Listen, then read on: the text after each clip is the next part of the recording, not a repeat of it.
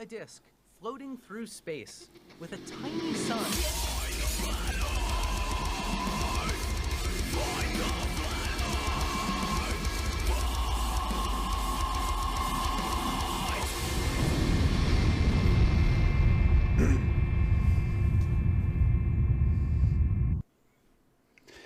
Hey, I'm Fight the Flat Earth and welcome back to the channel that drops a toaster in the bath of stupidity.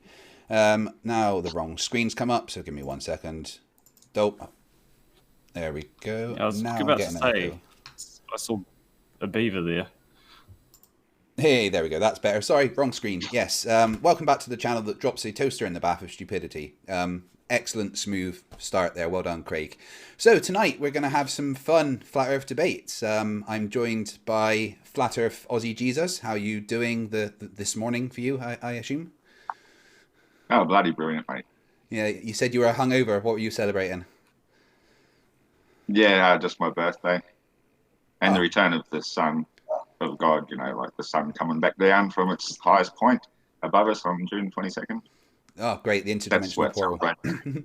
Well, many happy returns for your birthday. Thank you very much for joining me. And moderating this debate is the wonderful Planner Walk. How are you doing, sir? Ahoy hoy, I'm doing pretty good. Right. Yourself? So I'm not doing bad at all. You're pretty much in charge of the show tonight. So I'll hand it over to you. Flat Earth Aussie Jesus can go first, introducing himself and stuff. But you can just run the show from now on. So over to you. Okay. All right. So, Flat Earth Aussie Jesus, do you want to introduce yourself and say why you think the Earth is flat? Yeah, sure. Well, most people sort of well aware who I am by now. I go by my real name most of the time, Ross. But you can call me Flat Earth Aussie Jesus if you like. I seem to be getting a bit of a following with regards to that. I've always been questioning the shape of the Earth, like for many decades, actually. I even looked into the hollow Earth theory, the concave Earth. I do believe that the concave Earth actually has some merit in it, in that when you consider that the fact that aeroplanes going up higher get to their destination much faster, that sort of makes sense if they're travelling less distance, whereas mathematically, when you're talking about being on the outside of a sphere, the bigger the circumference gets, the larger the distance gets. So going higher, but you know, I know there's air resistance and blah, blah, all sorts of reasons why it doesn't work. So I question the nature of water, like how can water, you know, being a surfer, how does water conform to the outside of a ball? That makes no sense whatsoever. And yet on a flat and level world, water seeking its level does what it does naturally.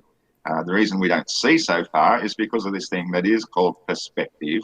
We have this vision of view. We have this thing called convergence, where everything converges towards the centre point.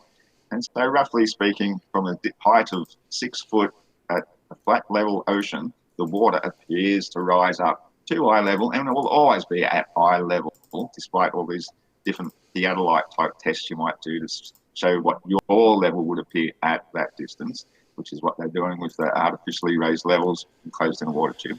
But we can see and understand that the world is demonstrably flat.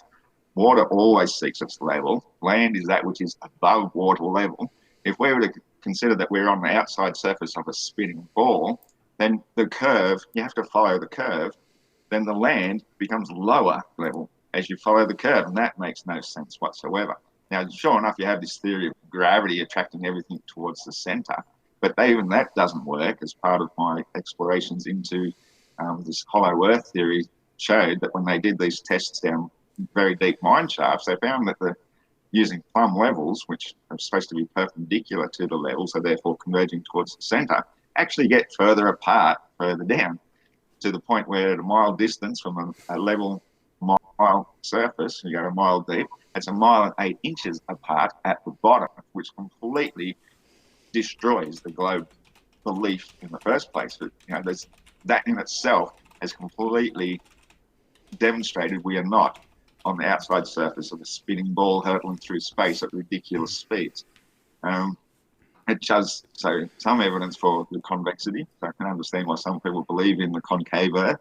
But as far as I'm concerned, the concave Earth cannot work for the simple fact that we do have these things called a sunset and a sunrise, which is just an apparition of something going through the sun itself is the apparition. It doesn't actually exist, but what we see of it is when some electromagnetic radiation causes our atmosphere to glow, it creates this apparition of a bright glowing ball, which then causes the other gases around it to glow in various colours. And once it gets sufficiently far enough away, the convergence, of course, blocks it from view, and it stops the noble gases themselves slowly cease glowing, and that's why we get dusk and twilight, and eventually it goes into darkness, and we see the stars where they've been all along. They just can't be seen because of the brightness of the sun. So everything about flat Earth can be explained very logically and concisely, and to me, it's just the most logical explanation for the realm upon which we live. To think that we're on this floating random speck of dust type space rock, one of billions and billions of space rocks floating through the universe, it's all a trick of the mind. That's not the case at all. We live on the one and only physical plane in existence, and everything finds its place according to density and buoyancy, which is why solid stuff is down, less solid stuff, less dense stuff is up the air. So with that, I'll let you tell me why you believe we live on the outside surface of a molten spinning space ball. Okay, thanks for that. Always lovely to hear the same things from you. So my main arguments for the thinking that the Earth is spherical, as we're told, with a circumference of approximately 25,000 miles, I'm going to rest it mostly on the existence of gravity. Because if gravity, as we understand and explain it, is real, then the only shape the planet can be is a sphere. Now, my main evidence for gravity being real is going to be two different experiments. Number one, the Cavendish Experiment, which showed that gravity works not only as a downward force, but will show that mass attracts any mass, which was the reason why the Cavendish Experiment was basically hung level. So the whole thing was the same, with the same force of gravity pushing down on it, so that it could see the gravitational attraction between the masses on a horizontal plane rather than vertical. And the Cavendish experiment's been repeated so many times over countless years. Every year, physics undergrads will do it as part of their courses. You can pretty much go to any university and just see a Cavendish experiment being done. The other experiment is one not many people are aware of, and actually counters your plumb bob arguments for the Tamarack mines. Now, the Tamarack mines were what Flat Earth Jesus was referencing in regards to plumb bobs showing that the Earth is actually convex. Now, the reason why the plumb bobs in the Tamarack mine showed that it was an outward force was basically because the gravitational force of the outside of the mines was greater than what was inside the mine. So the plumb bobs literally went towards the edge. And there's an experiment called the Caesarian Experiment. I've probably just butchered that name. And I want to just play a video of the Caesarian Experiment to explain it a bit better than I could. So just bear in 1 second, I'll get that up. And I wanted that to be at 1:03. Okay. Right. Which they have done. They actually have come and used our apparatus to make the measurements, and that's an essential part of being whether it will even. Neville mass. Sorry, I want to get to the right part. The first thing he had to do was work out the mass of the mountain. You can't see much of Schiehallion today, but this plaque explains Schiehallion, how those original calculations were done. This bit deals with weighing the mountain. It was first surveyed by Reuben Burrow, and then the mathematician Charles Hutton theoretically chopped the mountain into what's become known as contour lines. It's the first time they were used. From this, they could work out the weight of Schiehallion. But it was a big step to go from that to working out the weight of the world. Nevertheless, Maskelyne had a go. This is what he did.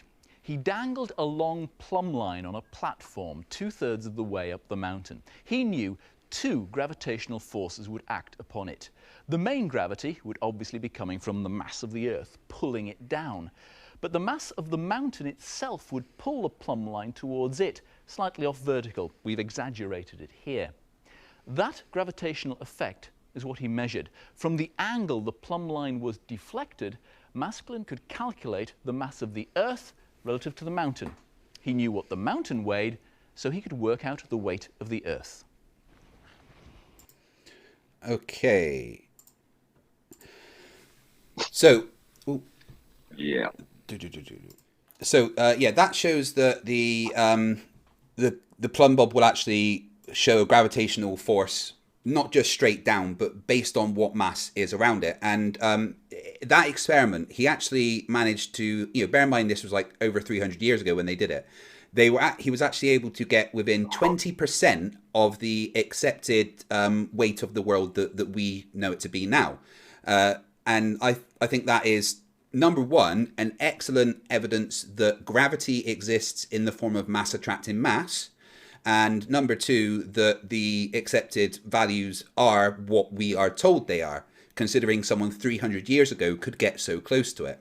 Now, the reason why I'm basing a lot of my argument on this is because if gravity works in that way, then there is only one shape the Earth can be, and that is a sphere because of hydrostatic equilibrium. Once something would reach a certain mass, it literally couldn't contain itself, and it would be forced into a sphere because of the gravitational forces acting on it. And the fact that gravity, there isn't just this downward force. Gravity is literally mass attracting mass towards the center of the respective masses. That means that there is only one shape that something the size of the Earth could be, and that is what we know it to be, being a sphere. Right, okay, so that's my evidence for gravity. Now, I'm pretty sure everyone else knows my other main evidences. Evidences, that is not a word. My other main evidence, and that is the observations done by Jeranism and Bob Nadell. So we all know that Jeranism actually measured curvature. So let's just have a quick look at Jeranism, showing everybody that there is curvature.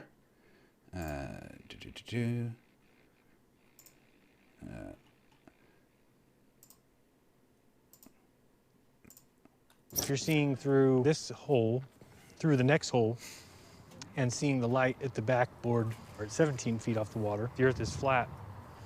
If he's holding it up at 23 feet high and we're seeing the light, well, that's because the Earth's curved. So I should only be able to see it when it's at 17 feet.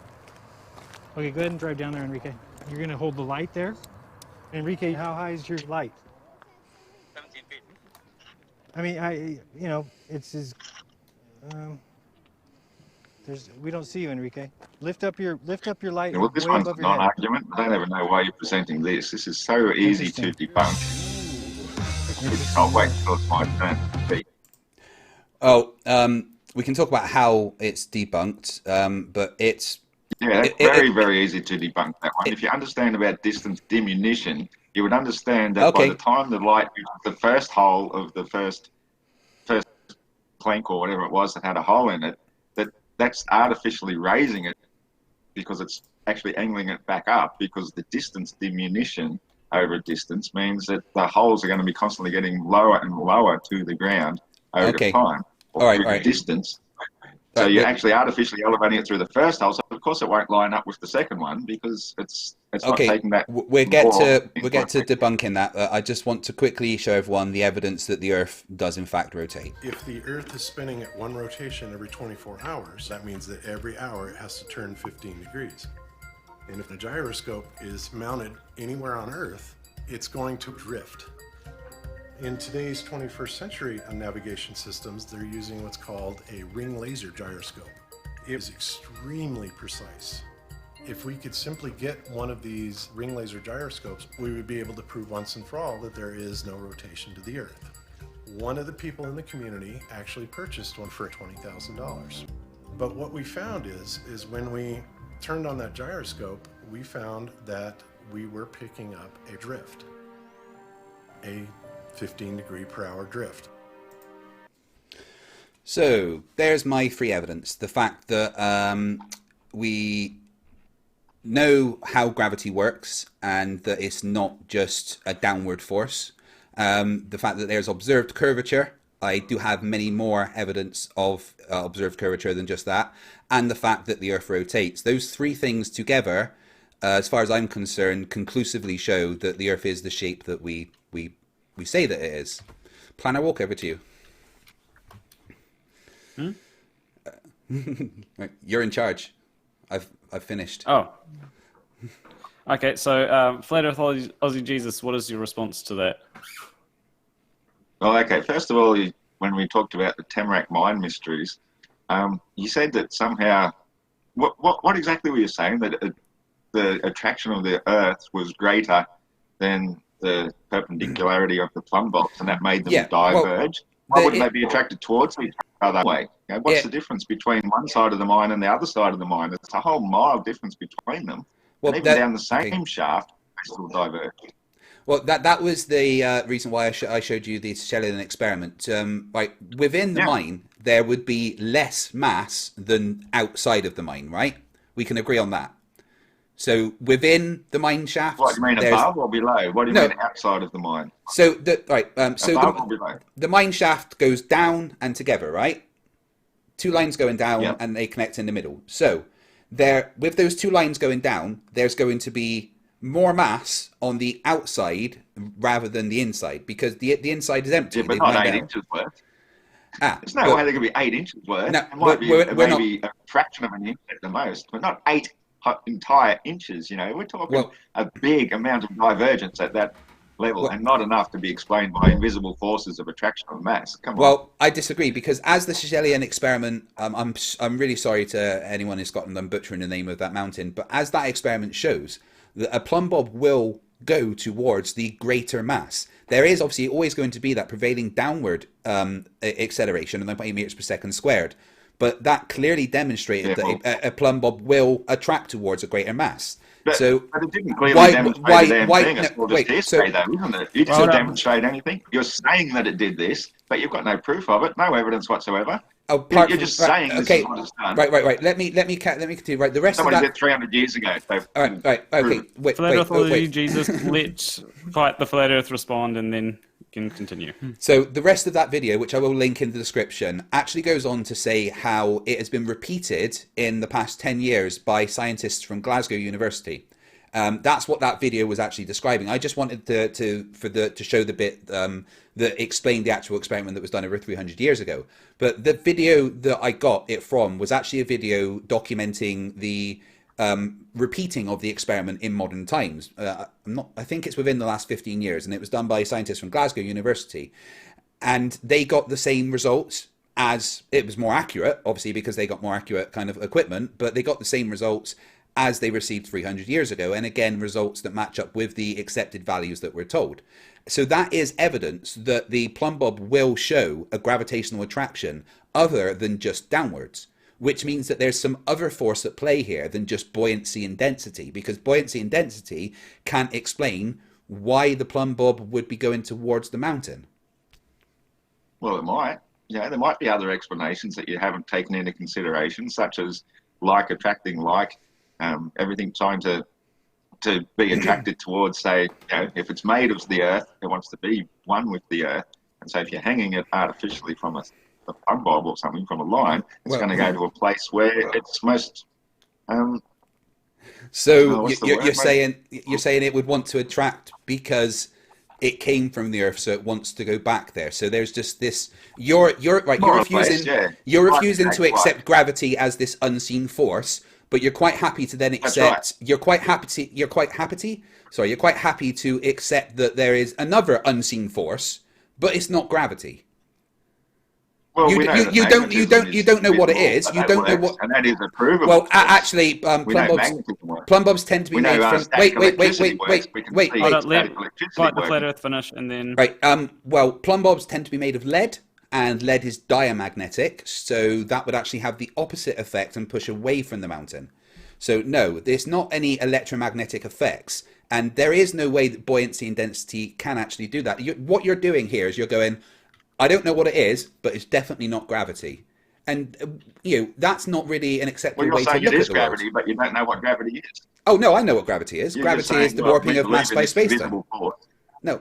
No, I know what gravity is. Gravity is the warping of space-time by mass, which within physics we can measure manifests as an accelerating force. The same way that the same way that centrifugal acceleration, it isn't a force, but it exists within the reference frame that we can measure. That's what gravity is. It's a fictitious force, a pseudo force.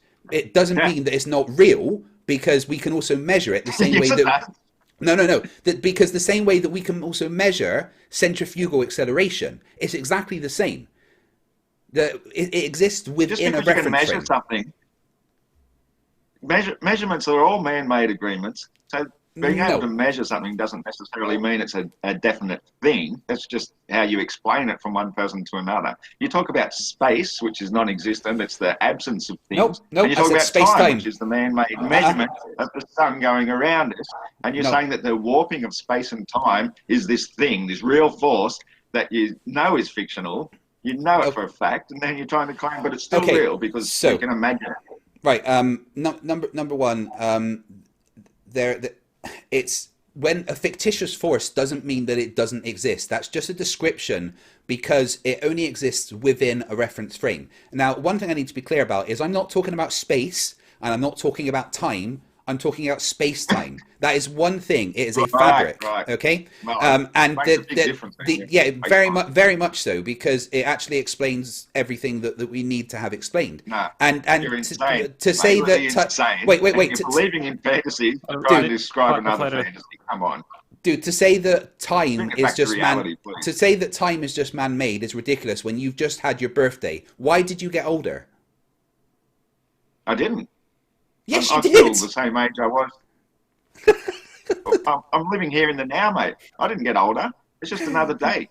It's just the way we measure it because of the sun. The sun goes up as it spirals around us, and then it comes down again as it spirals around and spirals around, up and down, and we can count how many times it does it, but it doesn't mean I got older just because of it. I'm still living here in the now. And now. You're talking about. I don't believe in delusions. You're talking about philosophy, whereas you have physically aged, all right? And what you can't deny the fact that your body has gone from one thing to another because of the passage of time. It has. Your body has aged. Your body has lost cells. Your body has recreated some cells. Your DNA has shortened in particular areas. The follicles of your hair are slightly changed, all because of the passage of time.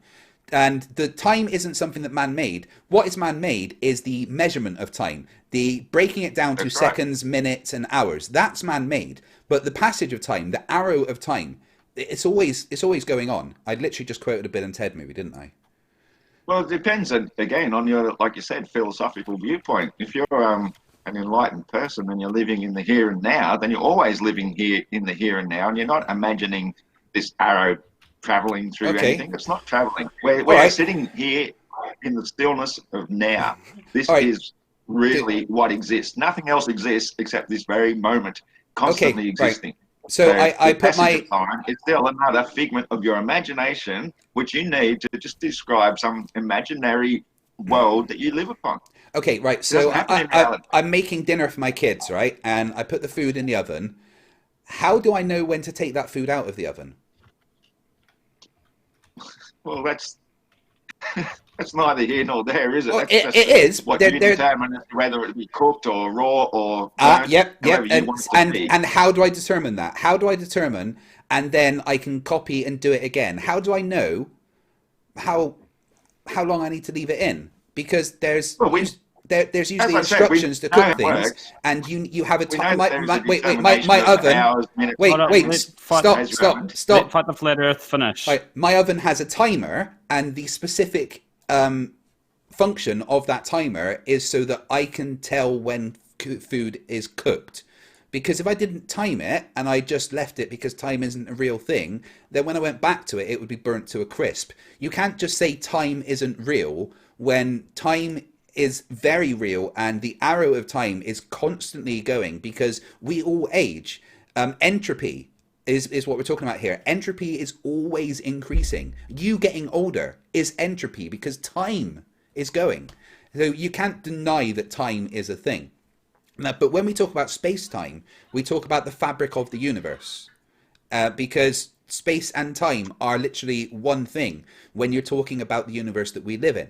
And we know that this is a thing because of relativistic effects from, say, GPS satellites.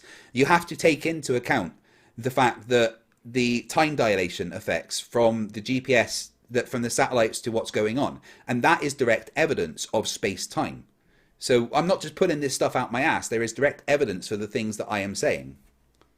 Yeah, well, I'm not sort of disagreeing the fact that we have divided the day into this 24 hours and minutes and so forth, and that it has some practical functions in life, such as, like you're saying, to cook meals. You know, if it takes 3/4 of an hour to heat up bloody pie or whatever, then that's what it takes. And so therefore, by repeatedly doing it, you can understand what works best over, by trial and error. And so, of course, you come to realise, well, if we do it for 3/4 of an hour, it's going to go how we want it. If we do it less, then it's not going to work. That's neither here nor there when it comes so we can to agree the that time. reality of, We can agree that time is a real thing, though, right? Well, technically, otherwise we couldn't measure it. Right. So it's a real thing because we can measure it, in the same way that a distance is a real thing because we can measure it. Right. I don't think we need to have an argument about what is and isn't real in regards to time and stuff. Everyone knows that time is actually real. Yeah, but you made up this other idea too, which I hear repeated quite often when you talk about the fabric of time and space. No, now, space-time. How can something that is imaginary and non-existent be a fabric? You're talking about putting something to something that doesn't exist. There's no fabric involved. You're talking about an imaginary concept, and when you talk about the fabric of time and space and it being bent, you're really, really stretching the truth to the point where you start to believe all sorts of nonsense, such as living on the outside surface of a spinning space ball. Except there's evidence to show that that is the case. There's evidence to show that space-time and the warping of space-time is a real thing. In 1919, no, there's not. Yeah, there is. In 1919, where Edison monitored the eclipse and could see that the stars were literally in a different position because of what was going on, because of the space-time being warped by the mass of what they were observing. So, and then we've, recently we've got the discovery of, the imaging of the black hole, which again matches the calculations that Einstein made about what relativistic effects we would expect within space-time. And again, going back to simple things like GPS. Space-time has to be real because we have to take into account time dilation effects. Otherwise, they wouldn't work. Space-time. That's nonsense again, Craig. It's not. No, we know that ground positioning systems work according to satellites. According to towers, not satellites. Let the flat Earth finish what he is saying. All right, so GPS does not work because of towers, because I can tell you that when I was in the Royal Navy, we didn't have any cell towers anywhere near us when we were receiving GPS signals. The same that if you were in the middle of the Sahara Desert, you could still quite clearly get a GPS signal, but I tell you right now, you could not pick up a cell phone signal of any kind. That is direct. That is direct evidence that that's signals. No, because also radio wouldn't go that entire way because of the curvature of the Earth. You need other things to actually transmit that. Right, Craig, it does. You just said cell towers, then you go into radio. It really doesn't work like that, because here's another thing. A Garmin, the Garmin SatNav, and also Garmin satellite phones, they do not pick up radio signals. They do not pick up cell phone tower signals. They literally pick up only signals from satellites. So that couldn't work. We know that everything is frequency. Vibration, and it just happens to be a different frequency. Whether you call it radio or not doesn't matter. Excellent straw man there. Excellent. The vibrational. Right. Okay. So once again, you're going right. So it could be some kind of vibration, but it's definitely not signals from GPS satellites. Like there's a lot of, I don't really know what it is. It could be this, but it's definitely not what you say. Don't you think that's a bit disingenuous? No, I just told you what it is, and it's just a different one from, say, what radio transmissions are, from what television transmissions are, from what light is, from what sound is. They're all just different frequencies on the whole spectrum of vibration and frequency that we know things to exist at. And so, because this one's attuned to a particular frequency, that's why it works. So you locate yourself, because you can triangulate between various transmission towers. There you go. There you go. You can triangulate. Signal from puts you in this place where you are. It's got nothing to do with satellites, because if we're on a spinning ball spinning at 1,000 miles an hour, hurtling through space, these satellites are going to be next to freaking useless. But if they're attached to the ground, moving with us, even if we're on a spinning space ball, at least the towers make some sort of sense. Well, there you go. Wait. Let me stop you there. Let me stop you there because you've made quite a few points there, and actually all of them help the globe Earth and not the flat Earth. The fact that you're saying it has to be some kind of signal and that it has to triangulate is true.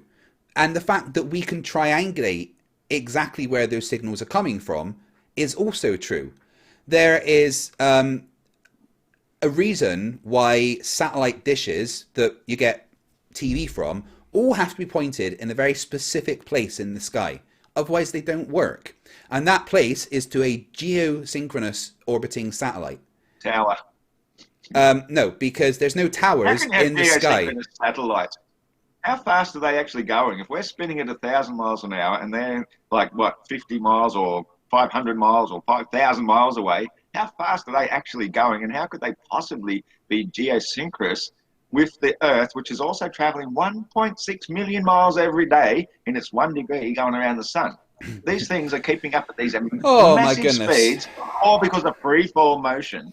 No, this is your belief. You believe these things are actually able to go at these phenomenal speeds and stay geosynchronous with the ground. Stop. Right. Okay. Speed is relative.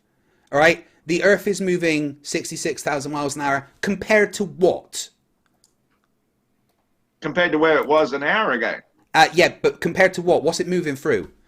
What's the reference point as to what it's moving 66,000? Speed is relative. These numbers. You tell me. I don't believe it does. That's the thing. We have geosynchronous satellites. These numbers. They are just helium balloons. These numbers mean. You believe that they're going to amazing speeds. Right. These numbers mean nothing because speed is relative. Okay. So the Earth is spinning at 1,000 miles an hour. No, not really. It's just spinning at 0.000694 RPM. The 1,000 miles an hour is a relative thing because it's not moving compared to anything else. And the same with the Earth going through. Wait, dude, stop interrupting. The way that the Earth going through space at 66,000 miles an hour, that's not some tremendous speed because it's not relative to anything.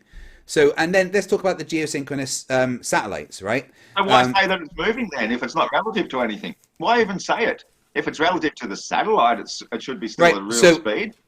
So how is this satellite also going this 66,600 miles an hour? We've talked about gravity wells before, but if you want to talk about the speed, if you want to talk about the speed, dude, if you want to talk about the speed the Earth is going, then it is taking 1 year to do an orbit. That's how fast it's going.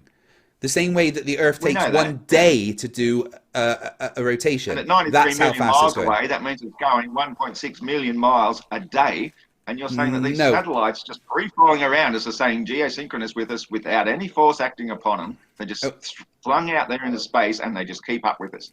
Okay, you're saying no force acting on them, right? But you're saying no force acting on them. Well, that's wrong. Gravity is acting on them. Okay. Now the thing about geosynchronous orbits is there is actually only one place that geosynchronous orbits can exist. I'll get the exact number up. One sec. And the reason why it can only exist in that one place is that's the only place it can be with a velocity to match the rotation of the Earth. I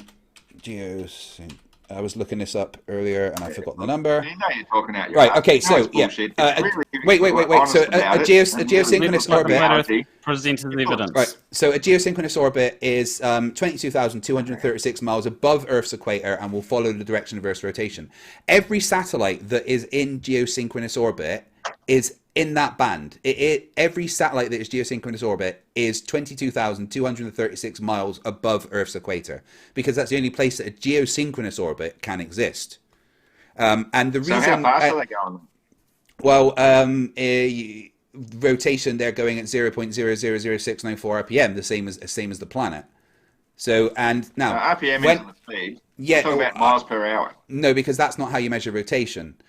So now the thing about you saying, but oh, we're how does still it keep? measuring Wait, speed. no, rotation. So the thing you're saying about how fast it's going around the Earth, why are the satellites keeping up with the planet as it's moving? That's I've described to you what a gravity well is, and this is why we need to go back to the fabric of space-time, because that helps explain what a gravity well is. Imagine a trampoline, and you get a big, heavy bowling ball. Put it in the middle of that trampoline. Then you take a marble and you put it on the edge of the trampoline, right? That marble is going to move towards the bowling ball. There's no force acting on it. That's right. Apart from gravity, That's right. of And course. once it hits it stays Right. there, stuck Yeah. to it. It Now, doesn't keep going around and around perpetually, does wait, it? let me You know, finish, that- right? you- Wait, you stop, prove your own stop, physics stop. and sort of nonsense. Shut up, Beardy, please. Okay, yeah. keep Let me talking over me, actually go. let me finish my point. Okay, so if you were to push the marble and it would start rotating. Now, of course, on a trampoline, that orbit would slow down and eventually stop it. But that's because there's friction. That's what's slowing it down. In space, there's no friction to stop that orbit. So if it maintains that speed, it's just going to maintain that speed because there's nothing actually slowing it down. Yes, You know that's full of shit, mate. No, that's you know exactly that an how it object works. in motion remains in motion unless acted upon by an external force. Exactly. So nothing would Exactly. Go You've just around proved each my other. point. You've just proved my point. It would not go around and around and around something that is speeding through space. It would just fly off. No, because it's in the gravity well. When you spin a ball around on a string and you let it go, it flies off straight. And the only reason it slows up is because obviously the friction of air stops it eventually, and then it comes back down, and then stopped by the solid ground, because that's how density and buoyancy works. Okay, but you're talking about being in a nothingness of space. Why do you keep interrupting me every time I try and make a point? It's bloody ridiculous, mate. Just let me speak and say what I'm trying to say for once. You make so many points at once. If something is going around something and it's not attached, it's not going to keep going around. You're saying it's attracted by gravity, some invisible force, and we know that with magnetism, that an invisible force, when two magnets come close together, they go smack and they stay together. They stick together. And you have to use great force to pull them apart again. But you think that this invisible force is just going to keep things floating around each other, going tremendous speeds through the fabric of space and time, and they don't collide. That is the most ridiculous theory ever. But you guys believe it because you're told by some authority figure, some guy in a white dress in his big building tells you this is what happens, so you shut up and believe because science. That's just utter crap. Okay, so all of this depends on gravity being real, which is something that I've actually tested myself during my degree in physics, and again can be tested by any physics undergrad everywhere in the world that's doing a degree in physics. Now, when you're talking about orbits, you're right when you say that an object in motion will stay in motion unless there's a force acting on it. So that means if an object is orbiting around the sun and there's no force making it stop that orbit, like friction, then it's going to keep on that orbit. That velocity isn't going to stop. No, why would it just keep flying off in a straight direction? Wait. Don't interrupt me. A logical question. Why doesn't it keep flying off in a straight because direction? of gravity. As I've explained, the gravity well, everything sits in. This is why I was talking about the demonstration of the bowling ball on the trampoline and something orbiting like a smaller ball, like a marble, orbiting that bowling ball. If there was no such thing as if there was no such thing as friction, that marble would just keep orbiting because it would keep rolling because there'd be nothing to stop it. Yeah, if there was no such thing as friction, but we know friction is a thing, so that is another force that is acting on it. In space, friction doesn't exist like that, so the things that are in orbit will stay in orbit, and they're not floating. Okay, well, can I ask you a question, wait. I haven't finished. And they're not floating. All right, they're orbiting, and an orbit means that they're in free fall. Everything is in free fall towards everything else. In this case, the center of our solar system, the biggest mass, the sun. All the planets are in free fall towards the sun, but their orbit keeps them from falling into the sun, and because there's no friction to slow them down, they will just keep on that velocity that is the orbit within that gravity well. All right, you have to think of everything in our solar system as in that one gravity well moving through the galaxy together. They're not separate, they're all one gravity well. Okay, well, according to your belief, how fast is the sun actually moving through the galaxy or through space? In your belief? The sun takes, I think, I about can tell you, 514,000 miles per hour. No, the sun takes about Yeah. 250,000 years to, I mean, it might be even millions of years to actually orbit the center of the galaxy. So, again, that's You can just open your phone and say, ask Google, okay, Google, how fast is the sun moving through space? And it will tell you, the sun is moving at 514,000 miles per hour. So you're saying that these things in free fall motion are staying at a constant distance around this free falling sun going 514,000 miles per hour, as we also go around it 1.6 million miles every day, or 66,600 miles per hour, and all these little satellites and everything all stay geosynchronous because gravity is your go-to answer for absolutely everything.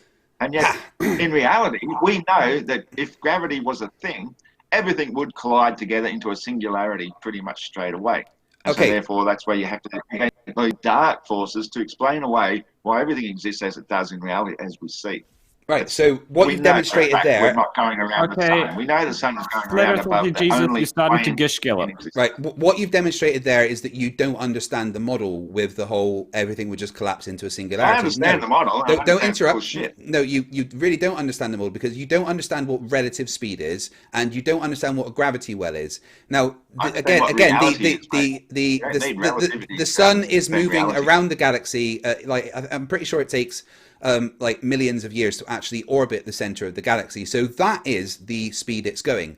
The same way that the sun, the speed it's going is 1 year around the Earth is going 1 year around the sun, the same way that the Earth is taking 1 day to rotate. These are the speeds that we need to take into account. These are the numbers that we need to think about. Not the miles per hour, because they are relative to something else. If you are on Earth, don't interrupt me. Don't interrupt me. Don't interrupt me. Stop. Dude, don't interrupt. I'm not interrupting you. I'm just telling you. No, you're interrupting me. Right.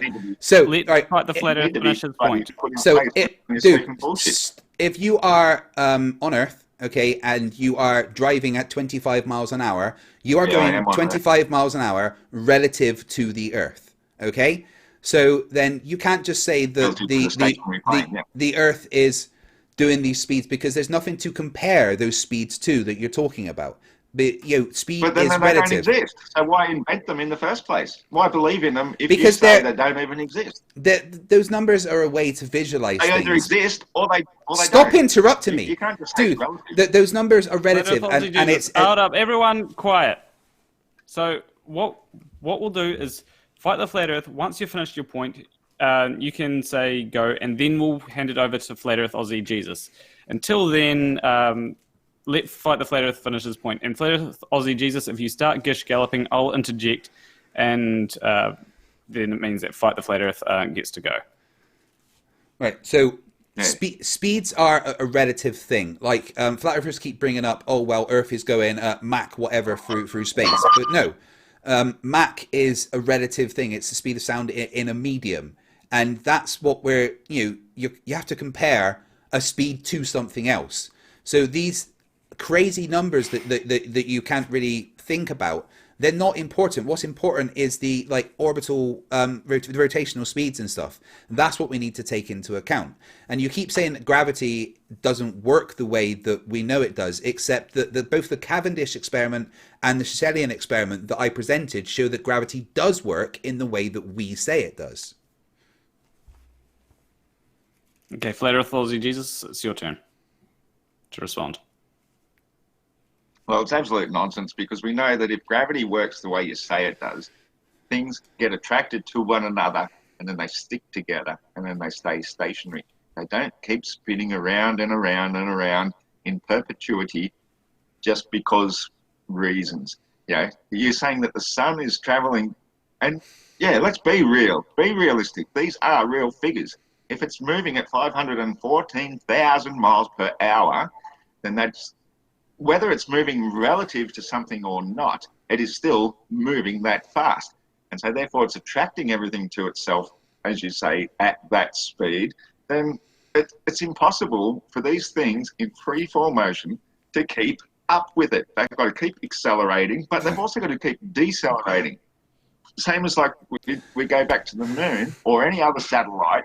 They are decelerating because they're in front of us, and then they've got to accelerate when they're behind us. They're keeping up with this orbital motion. Like, you might call it RPMs if you want, because that's how you can accept these fantastic beliefs that you are believing in that are just unbelievably fast when you bring it into reality, that the very ground beneath us, which we see and feel, is not moving at all. You're saying it's moving 1,040 miles per hour. Okay, but you can say, starting to it's go up only again. 0.00069 Right. So RPM.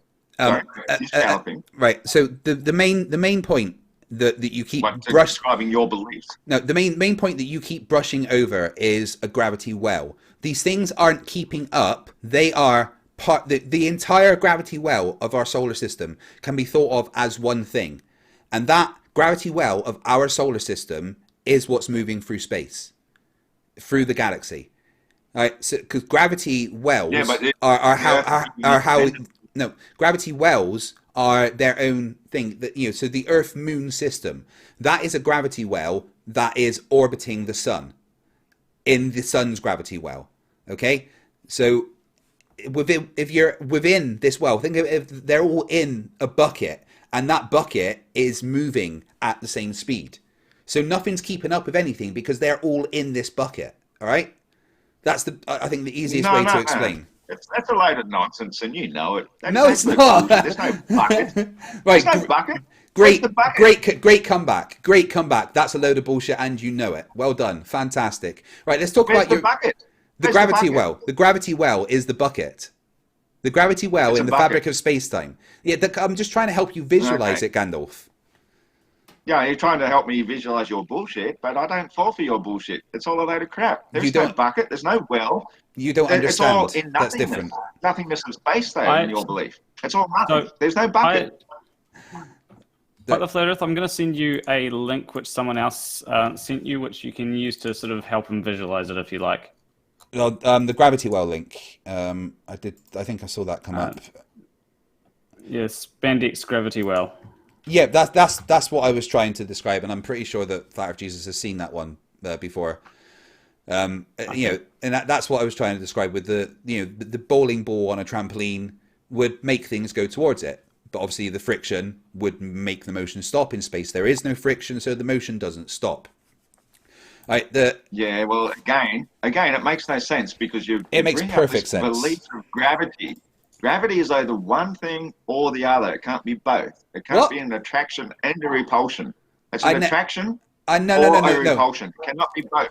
Wait, no. It cannot be both. Stop. I need to respond to that. Right, okay, so no. Gravity is only an attractive force, whereas magnetism is an attractive and repulsive force. There is no repulsion in gravity. Gravity is just an attractive force. You got that completely backwards. The moon falling to Earth? Tell me then why the moon is not falling to Earth. It is, but it's orbiting the Earth at a velocity that makes it miss the Earth. This is what I'm trying to explain to you. Miss the Earth at a constant distance. Yes, constantly. Because there's nothing to stop the motion that would change that. Well, what about the gravity of the sun? That is affecting everything. But again, the well of the Earth-Moon system is orbiting the sun. That is the effect of the gravity from the sun. No, not reasons, actual explanations. Yeah, reasons. The bucket, all this other nonsense you make up, No, I haven't made anything. I haven't made anything of this up. Water out. Right. Flat Earth Jesus. Here's the thing. I'm not making any of this up. This is all well-known and understood physics. Well, not understood by you. No. You cannot say this is all well-known stuff. If you can't explain it clearly, I just did explain it. Well-known by religious believers. I literally did just explain it to you. Right. So now here's the thing. Right. I don't actually have the burden of proof. You said the bucket. You've made up bullshit. I would like. No, I haven't made up. These are things that is understood by physics. I could go and get my physics book and show you. Okay, fine. Yeah. I've tested gravity, and I know it's a thing. Right. So let's go back to. Right. Stop. Stop. Let's go to you now. And how about you give me some evidence that the Earth is flat? Well, there's all the evidence you need by the fact that water is level. by the fact we have an atmosphere that isn't dissipating into a vacuum of space. Right, By one the thing fact at a that time. One thing at a the time. atmosphere One is thing not at a time. rotating at 1,000 miles. One thing at a time. One thing at a time. Fish gallop. The One atmosphere thing. is not moving at 1,040 miles per hour and increasing in speed as it gets higher and higher up, just in order to appear Okay. perfectly still to us. Right. Let's work on the atmosphere. We'll try and start stick with this argument, then we can move on to the next one. Yeah, try and stick with one thing at a time. Okay. So you're saying the atmosphere is. Well, you asked me for evidence. I gave it to you. Yeah, okay, but let's try and stick with one thing at a time so that I can actually respond, okay? So we're talking about the atmosphere. That's a brilliant thing, right? Now, the atmosphere has a pressure gradient. How does that work with density and buoyancy? Well, the more of something is, the heavier it gets. Why? So it's like when you go underwater. Going underwater is a really good example. If you go down a metre, you don't feel much pressure, but you go down like 1,000 metres, you got a massive pressure because there's more water pressing down on you. So the same thing happens in air. It's just there's more of it pressing down on you. So it's higher pressure the lower to the ground you are. Why is it pressing down? Because of the amount. Why? Because of the amount. Why is the bit on top pressing down? Because the laws of density and buoyancy say that something more dense will displace something less dense, and by displacing, it's pushing down. So that's how atmospheric pressure works. It's just less of it higher up, so there's less pressure. Pressure needs a force, though. Down, more pressure. Pressure needs a force, though. What's the force causing air pressure? The force of its own mass. Its own mass. Mass isn't a force. Mass isn't a force.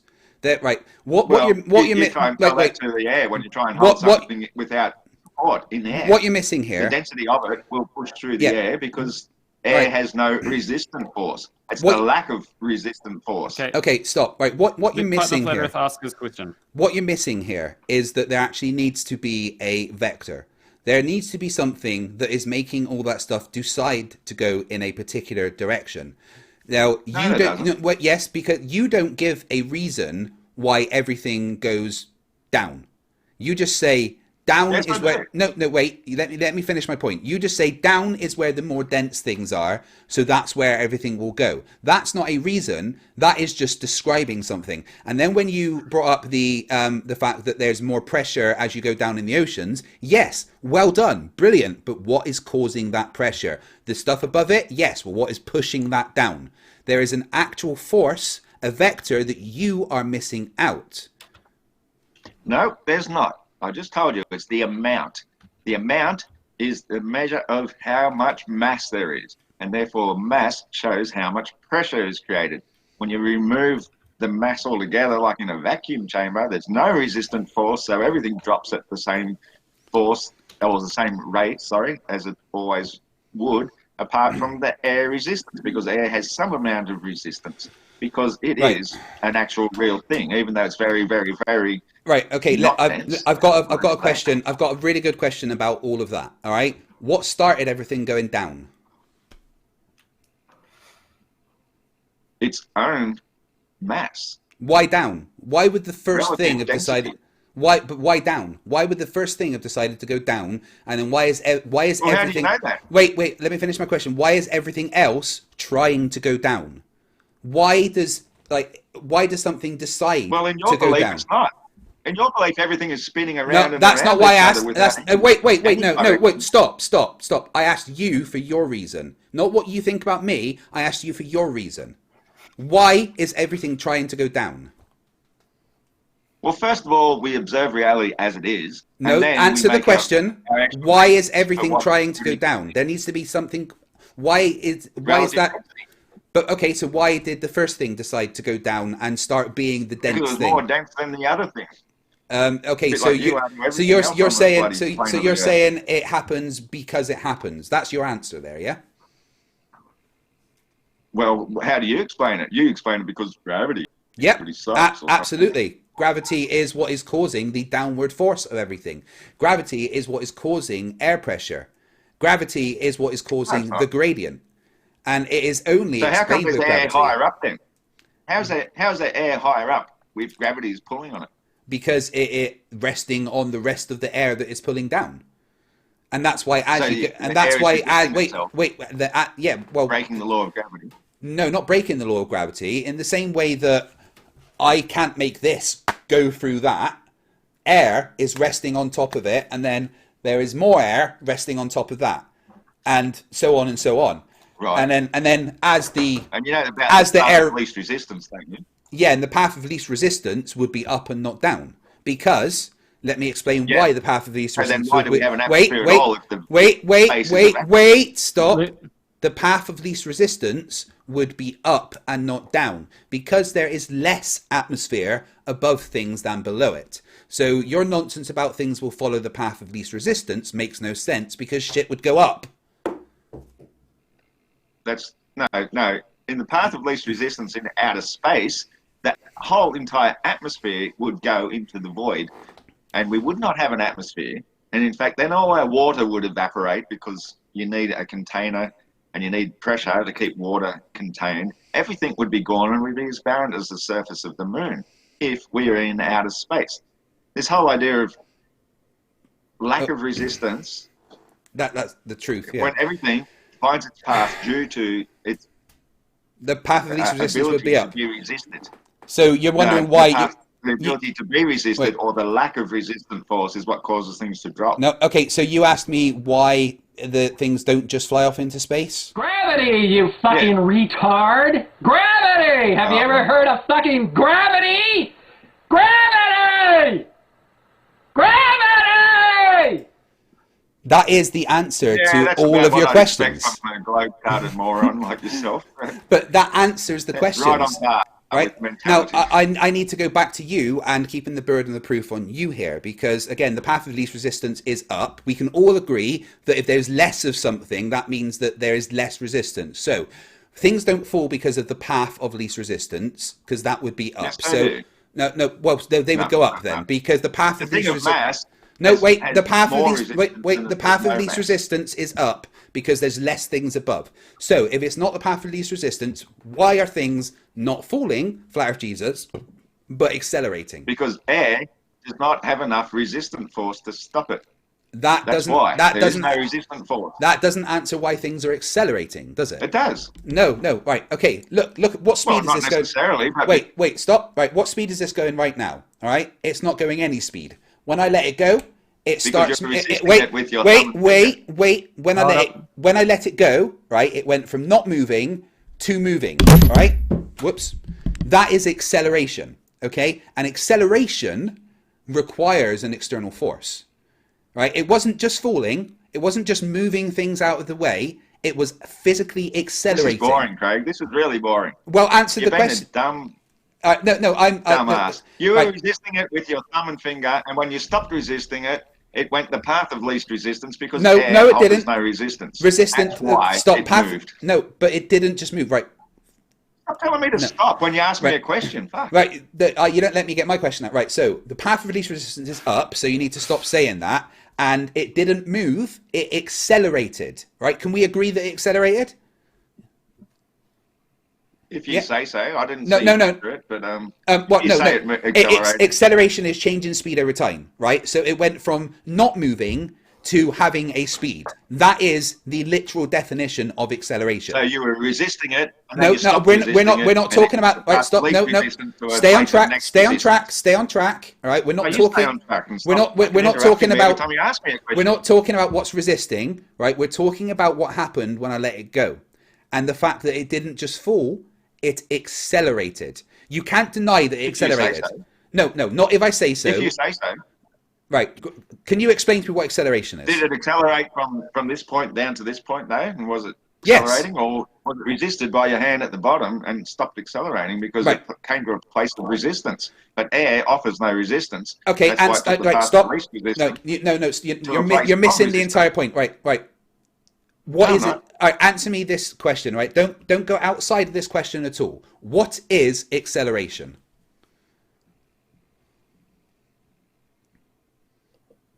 That's not a question. Yes, it is. What is acceleration? What is acceleration? That is most definitely a question. I'm not going mental here. That is definitely a question. What is acceleration? Yes, what is acceleration? Something getting faster as it moves. Right, okay, so it's not moving. It moved. Because you're resisting it. Now, that's not the point. That's not what we're talking about here. We're talking about the fact that it's not moving and then it moved. So it's going from a 0 speed to a speed. That is acceleration. Okay?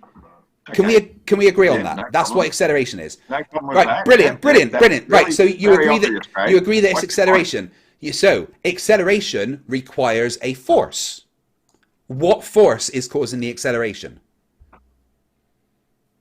Resistance or lack of. That's resistance. a lack of something isn't a force. Well, it's apparent force. No. It might not be a force, but you can think of it as a force. Okay, you've really got that wrong. Right? No. So No. what force? What You've force? got everything No. We're going back. Wait, no, stop. What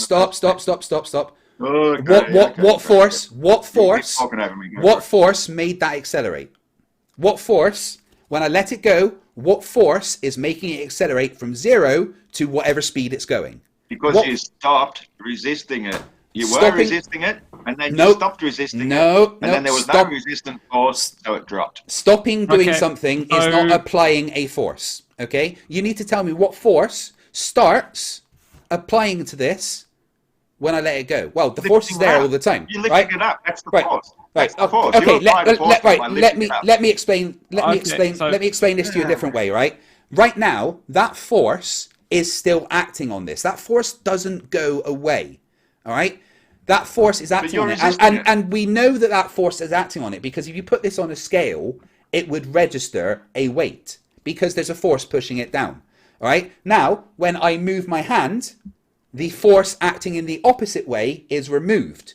So the force pushing this way takes over. So what force is pushing it that way? Air pressure. No. Air pressure would push stuff up. No, it wouldn't. Of course it would. Because it's not resistant enough. I told you. Right. The mass is greater density than the air, so therefore the air does not resist it. But it was enough to push it down because until it reaches a place of resistance. But when you're resisting it, you are the force. You're the resistant force. But when it accelerated. That resistant force, and that's nothing else. It just drops. No, but it accelerated. It accelerated. Of course, there's a force. The force that wait. Stop. The force is continuous. No. Stop over me and say wait. Stop. Right. The force is continuous. The force doesn't stop. Right, the force is continuous, and that is evidenced in the fact that in a vacuum something will continue to accelerate constantly. Obviously, when you're falling through the air, you have terminal velocity, which is a match of the drag caused by air resistance combined with the pull of gravity, and you get a net sum of forces, which equals terminal velocity. And we know that's the case because as you go down further, the terminal velocity will actually decrease because the air is more dense, meaning there's more resistance and more drag caused. Now, and this is all evidence of gravity because there has to be a prevailing force to cause the acceleration downwards. All right? No, you're completely wrong. No. We don't have a vacuum chamber big enough to even prove the fact that something will continue to accelerate. In an actual vacuum, maybe if we could build one big enough, we would see if this thing does keep accelerating as we're told. Like to say that it's moving 9.8 meters per second, to me is a load of shite as well. I've never jumped off a bridge and felt myself accelerating faster and faster. I just came to fall at the same rate of about 9.8 meters per second, not per second squared. Right, okay. Right, no. Okay, you're very wrong because you have to go from 0 to 9.8 meters per second. Do you understand that? That is acceleration in itself. Yeah, it's dropping stream of air because it has no resistant force. It's got no resistant factor whatsoever to resist. But it's moving. That slight amount. Like if I spread my arms out and fell flat. Okay, right. Down, you said to me earlier that an object in rest will not move unless there's another force acting on it. So right. That completely destroys what you're talking about because no, it doesn't. It doesn't. Because wait. You talking over me? You're talking over me, dude. You're talking over me. All right, you don't complain about me doing it to you. And let me speak then. Okay, so my point is that there is still something causing the acceleration downwards. Removing something is not adding a force. That's literally the opposite of what you're talking about. Okay, so you still but that's not adding a force. Removing resistance is not adding a force. You are No, it is. you are changing the net sum of forces. But as things still there are no forces. That's the whole point. But there is, because there's acceleration. That disproves what you're saying. There's acceleration. Things go from not moving to moving. Yes, there is. There's acceleration. You can't deny that. You admitted that there's acceleration, and acceleration requires a force. Flat Earth Jesus. Water has more resistant force. Okay, yeah, but there's... So therefore you don't accelerate as much, do you? Nice straw man there. Nice straw man, and actually demonstrates my point even better. It actually demonstrates my point even better, because there is still a downward force, but in the water, you have the buoyant force acting up because of the density of the water, meaning that the net sum of forces are different, and you will fall, accelerate at a different rate. But that 9.8 meters per second squared doesn't go away. It has more resistant force, which therefore gives it buoyancy. That proves the point. Air that actually proves my point. That proves my point. It may well accelerate through it as it drops, if it has very little air resistance. But you hit the water, you get resisted, and you might become buoyant if you don't swallow too much water. Right, so let's talk... I'd like to just frame a question to Flat Earth Aussie Jesus to kind of... So Flat Earth Aussie Jesus, if you can answer this, please do. Do you know how resistance forces actually work? Like if I've got a... if I roll a ball, what is the resistance force there? What will it do? Well, friction is basically the resistant force. Friction. So yeah, what do you roll the ball, the ground is going to restrict it. Sorry, I spoke. So what do resistant forces do? Well, they create friction to slow something down. But through the medium of air, it doesn't have enough resistant force to slow it down until it reaches that point of terminal velocity, in which case it does. Or if you spread out and you have air resistance, hence the word air resistance, it has enough resistance to stop it from accelerating. So it's pretty straightforward that without that resistance, you will keep accelerating until acted upon by another force, which would be air resistance or the ground. So I'm basically, I just wanted to frame that question and Fight the Flat Earth. You can continue with. Okay, I'm just looking at something. Okay, so basically my point. Yeah, right. If air doesn't provide a resistance, then why do sports motorcycles slow down when the rider lifts up out of the tucked position? Why do aircraft designers have to account for a resistive force called drag? Yeah, we know that air has some amount of resistance. Okay, and we can calculate but not enough what that to is, stop right? Something in free fall. But of course, you can calculate it if you really want to. Yeah, no exactly. problem. And then what you find when you calculate is that there is a downward force acting on it all. I want to talk about. You keep going on about many times about a helium balloon disproving gravity. All right. So how do you think a helium balloon goes up? Many times, but the fact that a helium balloon goes up. Because of its buoyancy factor. It is less dense than the air, and so it displaces the more dense air, which gives it buoyancy. So it's actually going up according to the laws of buoyancy, being of a lesser mass than the air itself. And even though the balloon itself has some mass, there's enough helium within it that gives it lift. So it's just proving density and buoyancy, right? Rather than the attraction of mass. Right. Here's what's Shouldn't the mass of the balloon be attracted by gravity? It absolutely is. And here is what's actually happening. The air, which is more dense, therefore it's got more of a gravitational force acting on it, and that means that it is being pulled down around the less dense balloon. Now, if you have a balloon, even in the small length of a balloon, there's a pressure gradient in the air around that balloon, right? And what this means is that there is more air pressure on the bottom of that balloon than at the top, and that is what will push it up as it is lighter than air. But what happens when that helium goes out the balloon? That balloon will come back down, because that force, that downward force, is still there. But because the helium that was inside it, the helium that was inside it is less dense than the air, which means that the air pressure will force it away from gravity. And that only works because of gravity. That's the thing that you're missing. No. You keep saying these things, these only work because of this. This only can happen because of this. It's a load of crap, mate. You know that. Except The I density destroy and I the destroy resistance your force.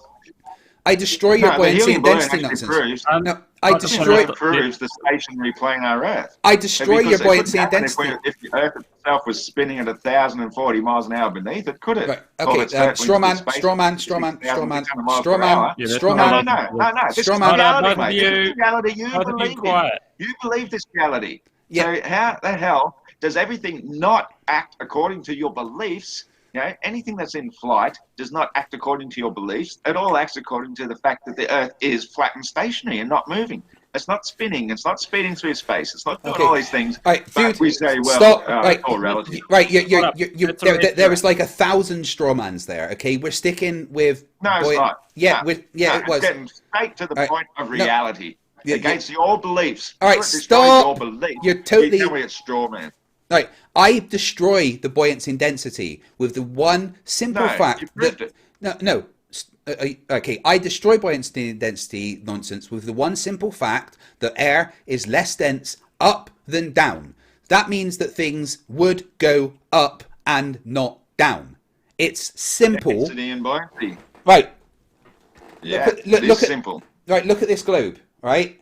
Okay. So the air. Your little toy. Okay. Right, the air. All right, I want you to. I'm going to walk you through this. Right. The air around the globe is less dense, right? And you're saying that's why it will fall. Because the air around the globe is less dense than the globe, right? Is that right? Well, I don't believe in your little toy fantasy.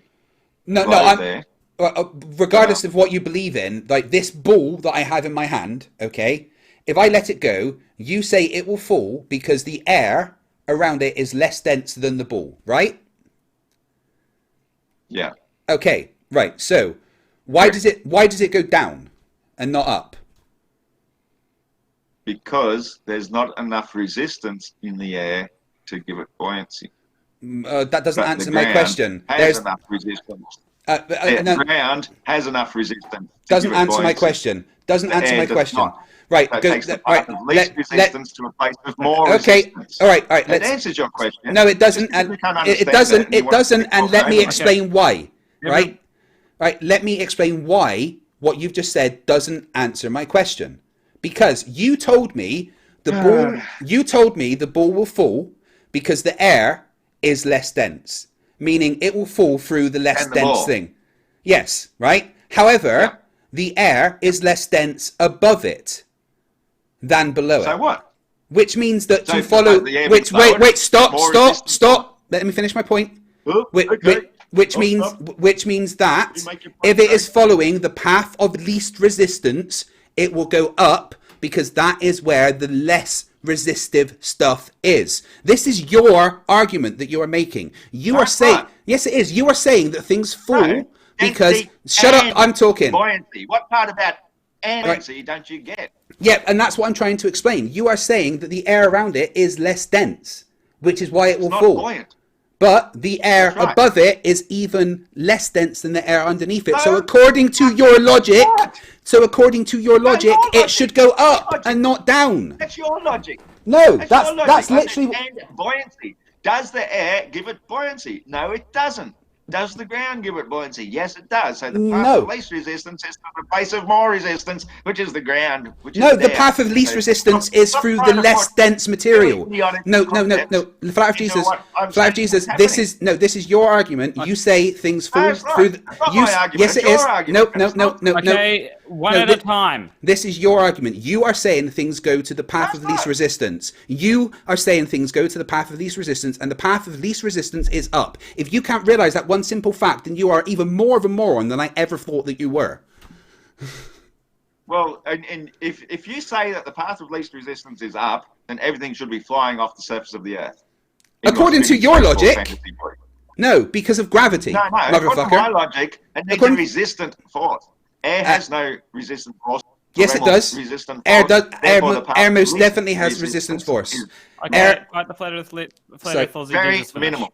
Right, well, It's again, very minimal resistant force. um, Well, that's why when you let something go without throwing it, it drops. air resistance isn't a minimal force. It's actually an extremely strong force and is kind of No, the it's reason not. why airplanes fly and shit. But no, You are wrong, because according to your logic, the path of least resistance, it falls through the things that aren't resistive, therefore it will go up because the air is less dense. Therefore, your buoyancy and density argument is fucking It's not nonsense. an argument, Craig. You're full of shit. You know it. I've literally just destroyed your density and buoyancy. I've literally just... Apart from the fact that it makes absolutely no sense. It makes no sense, and I've just described to everybody why it makes no fucking sense. No, you've described why you make no fucking sense, because you're a fucking moron. You're trying to even pull that out of your ass in the first place. And the fact that my gravity has been... The least resistance to a thing of mass is going through the air, which is down to a place of more resistance, where everything has already found its place due to density and buoyancy. So stop trying to fucking talk over me every single time I open my mouth. That's because you never let me finish a point, Beardy. Now, sorry, but your argument is that things will fall through the path of least resistance. So according to you, things will go up. You're wrong. Let's move on. Now, I want to talk about my evidence of gravity, as in the Cavendish and Caesarian experiment. Please tell me how those don't demonstrate that mass attracts mass. Go on. How does the Cavendish experiment not show that mass attracts mass? Well, because you're talking about something that's manufactured. It's done in the medium of air. It's done in the medium of what you call gravity of the Earth. Cavendish has been done in the vacuum. Has it? Yes. 100%. And what was creating this vacuum? What sort of vacuum chamber was it within? It was in a chamber that removes the air. And it was made out of what? Perspex? It doesn't matter. There was a vacuum in it, and the Cavendish still worked. Well, no, I want to know some particulars, because all I hear is hearsay. I'll get you I've never seen it that's been done. Oh my goodness me! A picture of it, that might help. But even so, it still proves nothing. Okay, how does it not prove anything? Please tell me that. Well, because of the apparatus that it's suspended within, for one thing. It's still working on your known laws of gravity in the first place, isn't it? Yeah, proving gravity. Right, so... It's impossible to replicate an experiment to prove gravity without removing the gravity, in which case, you know... Right, okay, you've so... already stop. Right. We know that everything has gravity. No. Right, what you've just said about... No, what you've just said about we can't remove gravity to test gravity. That was the point of the Cavendish, okay? And but a vacuum doesn't wait. gravity. So no, it doesn't, right? But this is the Cavendish experiment being done in a vacuum chamber, just so you can see that it's been done, right? Now, so you remove any air resistance, but that doesn't disprove that it's acting within what you call gravity in the first place. Right. Okay. So can you tell me what the Cavendish experiment was? Because I don't think you know. That's a load of shite. That's what it is. All right. Well, what actually was it? Tell me. Materials attracted to like materials. That's all it says. Right. Tell me the methodology. Why don't they do it with, say, a wooden ball and a glass ball? But no, they use it with like materials. Why don't you explain to me what the original Cavendish experiment was? How was it done? Yeah, why don't you explain it to me then? No, I already know, but I don't think you know what the Cavendish experiment was. I don't think you even know what the Cavendish experiment is. What it was. Well, what was it then? Please tell me. It was suspending balls and watching them get attracted to one another after they got enough what you might call static electricity build up or something, because the air moving around it will make things attract to one another. That's all it was. Like attracting light. So apart from when obviously the air was removed in a vacuum chamber and it still worked. So now what the Cavendish experiment showed, right? What the Cavendish experiment showed was that there was an attractive force between the masses, okay? And the way that it showed this was by hanging a suspension rod on a wire and literally measuring the torque of the wire. And once you let it settle and you can see what torque is being applied to the wire, what you do then is you decrease the distance between the masses on the end of the rod and the masses that are stationary within the experiment. When you decrease that length, you see that there is an increase in the torque on the tension wire. And measuring that torque, you can see what the attractive force is.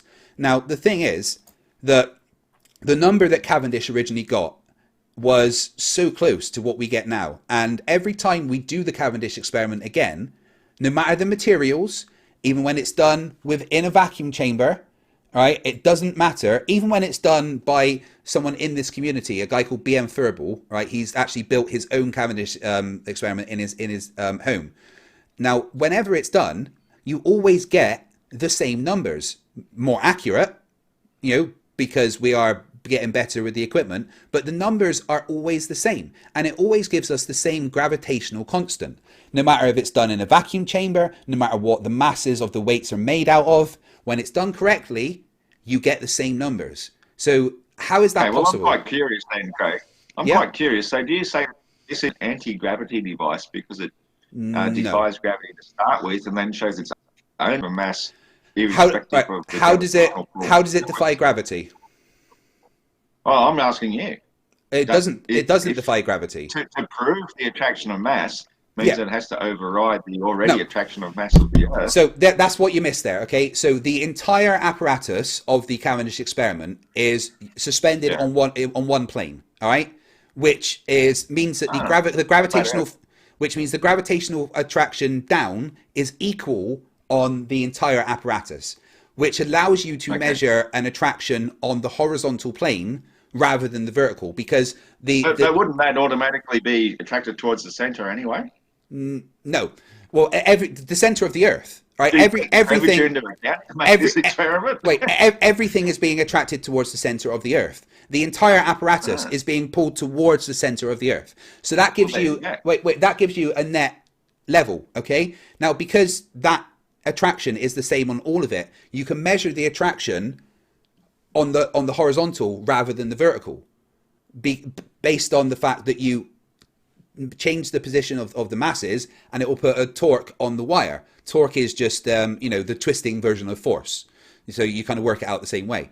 So that shows that the attraction exists not only down, the prevailing force of gravity from the planet pulling everything down, but it shows that there was an attraction between the masses in the experiment.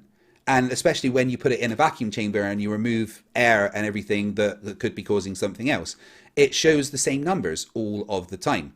And it's very, very, very minute. In the Cavendish experiment, I was wrong and I said this was in general, but it was within the confines of the Cavendish experiment. The attractive force is 1/50 millionth of the weight of the masses. So that's why you need to use the torque and the torsion bar to exaggerate that attractive force so that you can measure it. But what it shows is that there is a force of mass attracting mass. Yeah, well, it's fine. You have your beliefs. I'll have my beliefs. If you want to believe in that, apart from the fact that believe in that 150 million is proof that gravity exists, then good for you. Oh, okay. Days, right. It's. I just want to make sure so you actually have no rebuttal to that. Yeah, I don't think he does have any rebuttal. It's a belief. It's a belief. You have a belief. You believe this 50 million. A physical measurement that gets the same every time. The measurement is the same whenever the Cavendish experiment is done, and I just have a belief. But you're still saying it's You're fucking hilarious. No, it's not overriding gravity. Why don't you do it with 3 balls next time, or 4 balls? Are they all going to attract towards the middle ball? There is no middle ball. There's no ball very in small scale experiment. There is no ball in the middle. What are you talking about? You don't know what the Cavendish experiment is at all, do you? Isn't it? No. Isn't it one mass attracting to another mass because they're some sort of no ball suspended off your right. Okay, so your arms? You've got a wire hanging down, all right, and a bar hanging off that wire. What's at the end of that wire? Right. What's off the end of that wire? I literally was just explaining that to you when you talked over me. Okay, so it's a bar. Yeah, right. So the wire's hanging down. Like, stop talking and listen, and I will explain it to you. I'm asking a question, mate. Yeah, I'm trying to explain it to you, and you keep opening your flaps. Shush. Right, so there is a wire hanging down, okay? And there is a bar attached to that wire, all right? On the end of this bar, each side, there are masses, okay? So some lead weights either side. Within the experiment, there are masses placed, okay? So what you do is once the bar has reached its natural kind of resting place, you then, so there would be masses on the end of the bar, and you would have masses around the edge. You would decrease the distance between those masses, and it would make the bar twist because there's an attractive force between the masses either side. There's nothing in the middle. It's showing the attraction on the masses on the end to masses that are next to it. So it's showing the attraction in a horizontal plane and not in a vertical. There's nothing in the middle apart from the tension wire hanging down. So in a vacuum, how are you moving the other masses to get nearer to it? I'm pretty sure that one that I showed you, you can see there's actually an Arduino computer attached to it, which would mean that you could literally move the apparatus by turning a switch on the outside. So, and actually it's the same what BM Furtherable has done. He's made it so that he can change the position by pressing a button when he's not even in the room. And I would highly advise you check out BM Furbal's channel and his Cavendish Experiment, Okay, because well, look, he's done it himself. Let's just say that that's all a given. Let's say that that's a given then. How does that still prove that water adheres to the outside surface of a sphere? Because it shows that there... Let me answer the question. Water itself is a fluid medium. Let me answer the question. Let me answer the question. It absolutely does, because it shows... the question. I'm trying to. If you shut up, goodness me. Right, it absolutely does, because it demonstrates that mass attracts mass. And unless you're trying to tell me that a fluid doesn't have mass, then I've answered your question. No, a fluid by definition is fluid, and it remains fluid until it's frozen into a solid mass. In which case, wait, stop. Solid mass. Are you saying? Fluid, it must be contained by higher edges. Right, but no. So are you saying that fluid doesn't have mass? I didn't say that at all. Okay, well, then gravity is acting on every single molecule. Stop talking. Right, every single molecule of water is being affected by the force of gravity. Individually, every single molecule of gravity of water is being pulled down by the force of gravity, and that means that all of the water is higher edges. No, the container is gravity. That is the force. That's what's containing it. Gravity's not a container. Yes, it is. No, that's bullshit, Craig. Don't be stupid. Gravity is not a container. Right, what's a container? So if you just drop there, gravity's in a container? No, water bloody falls and it seeks its level regardless of gravity. It's not a container. What is a container? Right. Just stop the water from flowing. Oh my God, you don't to stop. its natural level. Right. What is a container? It is forces on the outside, right? So this glass that's got my juice in, right? What is stopping the juice from coming out of the glass? It's the wall, right? Yeah, a force, right? This wall on the glass is exerting. Wait, let me explain. This wall is exerting a force on the liquid, right? It's stopping it coming out. It's the container, okay? Now, gravity exerts a force. It's exerting a force. It's preventing the gravity liquid from flowing to its natural level, which it would go to otherwise if uncontained. Gravity is exerting a force. Gravity is the container that is keeping the water contained on the planet, because it's pulling every single molecule. Wait, it's pulling every single molecule of water down. Therefore, that is the container. It's simple, bit like you. The glass is the container because it is higher than the level of water or the level of your juice. It is higher than that, and that's what contains it because it is higher. And the water or anything fluid seeks and finds its level according to its natural properties until it is restricted by something, in which case it is restricted by the resistant force of your glass. It's got nothing to do with gravity or any other made up nonsense. It's gravity is what's putting everything down. Right, and so you say.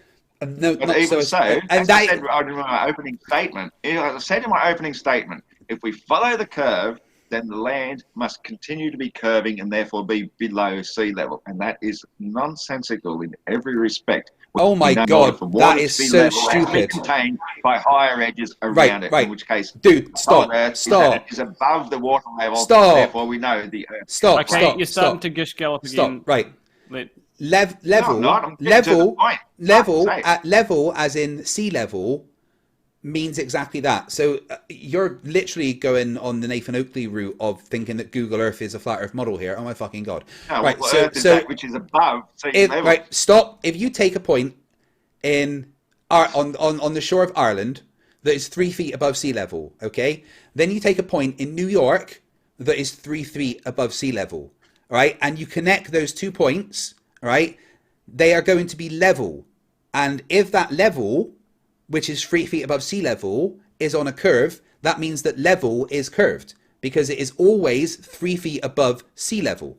Now, you're acting like New York should be negative 3,000 miles because it's literally around the curve. No, you are. No, you are. Oh my God, you're so backwards. It's crazy. I'm telling you, it's 3 feet above water level the whole time. Sea level, and level doesn't mean flat. So there's that. Use your fucking logic, man. God. I just did.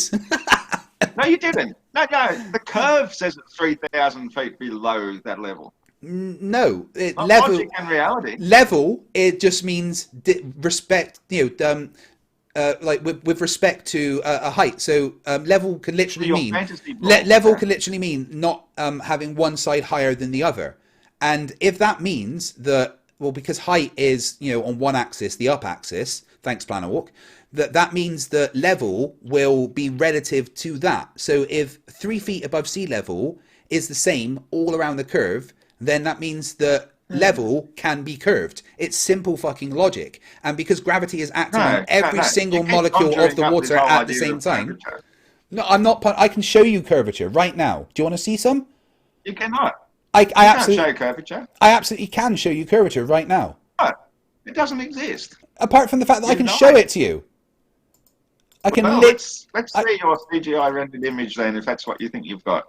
Or something fish-eyed. Because we know that curvature does not exist. I've proven it endless numbers of times by showing images of something that is apparently at the edge of this curve, and then as you get up higher, it is not. It is surrounded by flat and level water, because that is what water does. There you go. There's your curve. That's not curved. Yeah, it is. Okay, is that ship sinking then? At all. The horizon. Why is that? Oh my God! Oh my God! Is that ship sinking then? Should we tell somebody? Well, why isn't the water sinking away right from your very feet? Why is it always appearing to rise up to halfway through the middle of your field of view? Because we know what convergence is. And because that thing is so much further away, it is obscured by the convergence point. Right, so nothing to do with curvature. Where's the left and right curvature? Doesn't exist. Right. Wow, you said so much stupid there. That was incredible. No, I didn't. You really did. To the point and shut you down because you're speaking stupid. Okay, right. So here's the thing. It doesn't go down from directly from you. So it will be curving away from you, from your feet directly. Okay, but if you are looking, they still appear upright. Stop to me. talking. Stop talking. Stop talking. I'm talking. All right.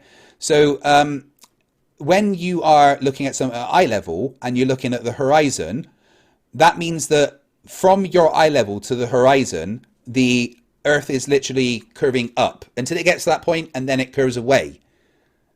Because that's how it would work. No, that's how geometry works, dude. I mean, no, it's called convergence over a flat plane, mate. Get real. But why is one boat? No, you can't argue your way out of this one. I'm trying to, but you shut up. All right, explain to me why that ship is half hidden then.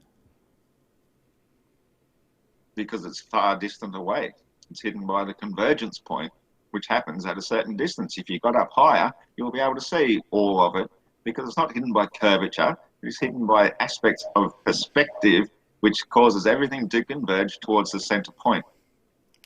That doesn't explain. That doesn't. Would be tilting away. Backwards. No. Stop. One point at a time.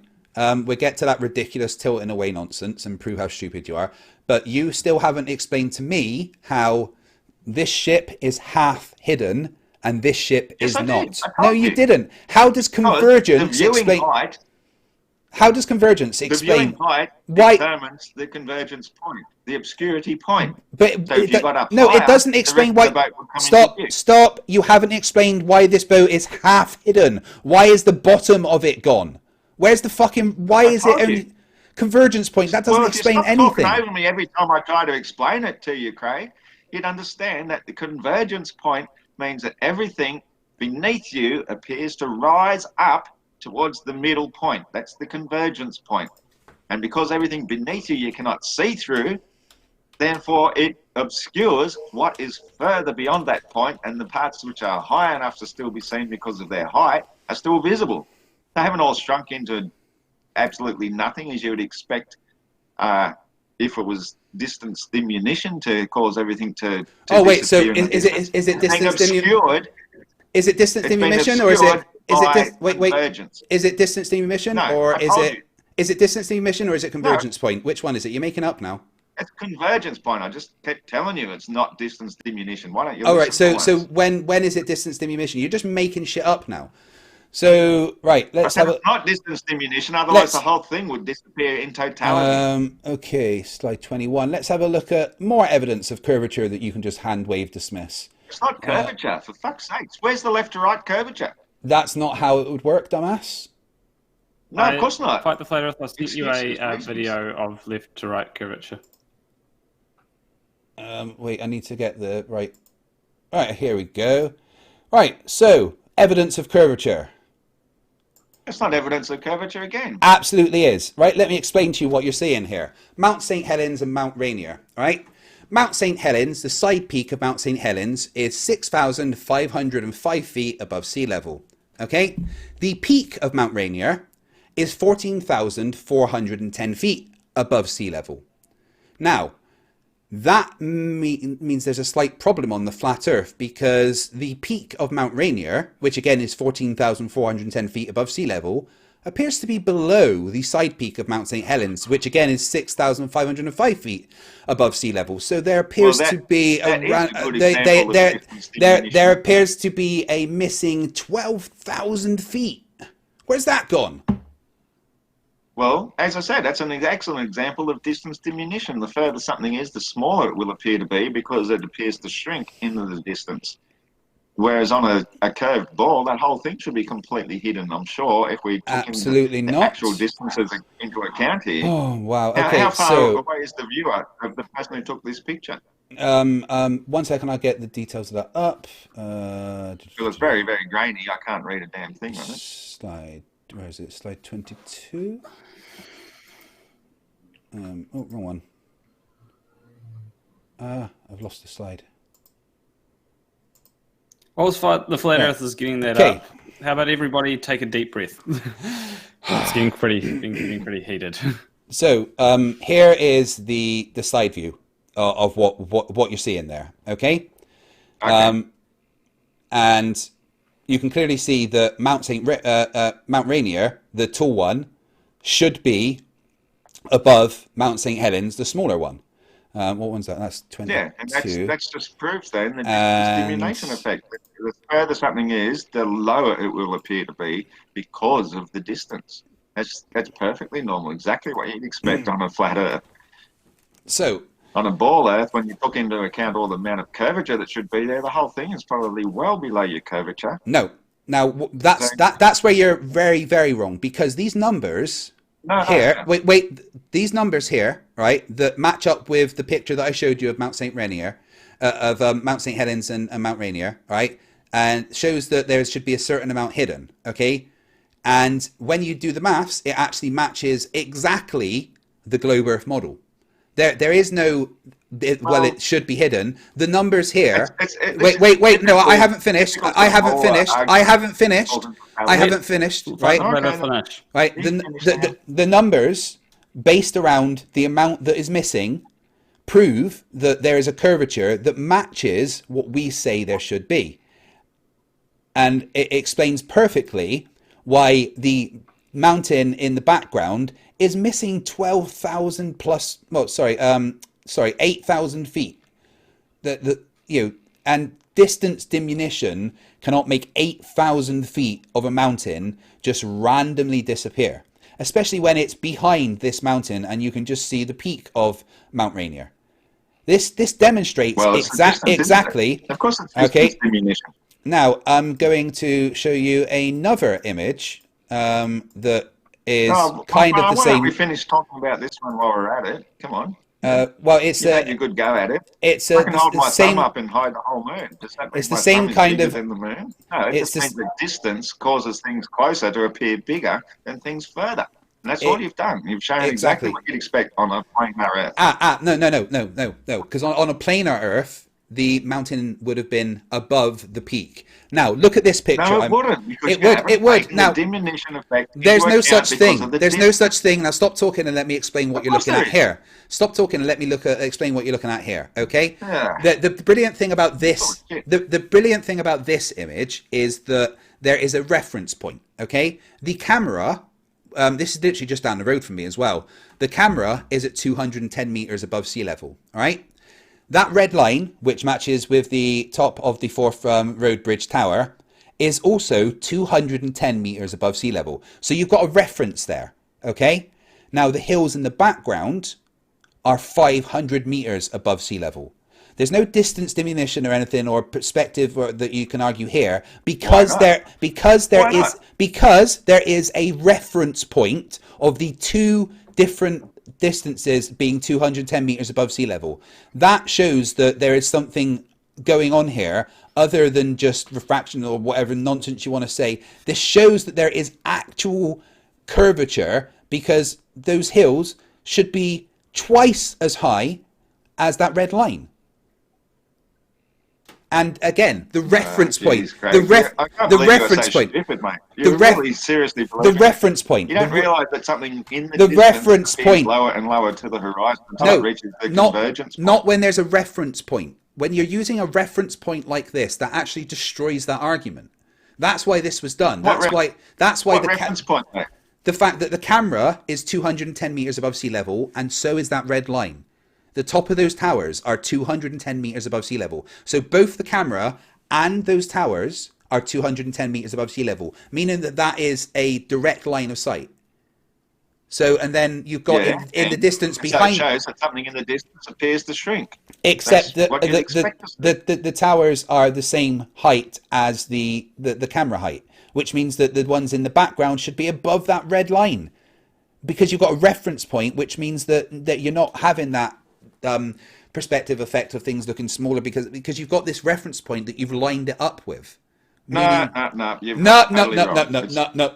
just going to ignore what you've just said.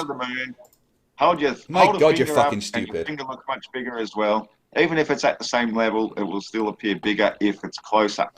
But because those mountains are far more distant than those towers, then of course they shrink. You've got a reference point. That is how distance diminution works. No, you've got a reference point. It is not. You've got a reference point. You've got a reference point, dude. You've got thinking in terms of simple geometry. Dude, you've got a reference point.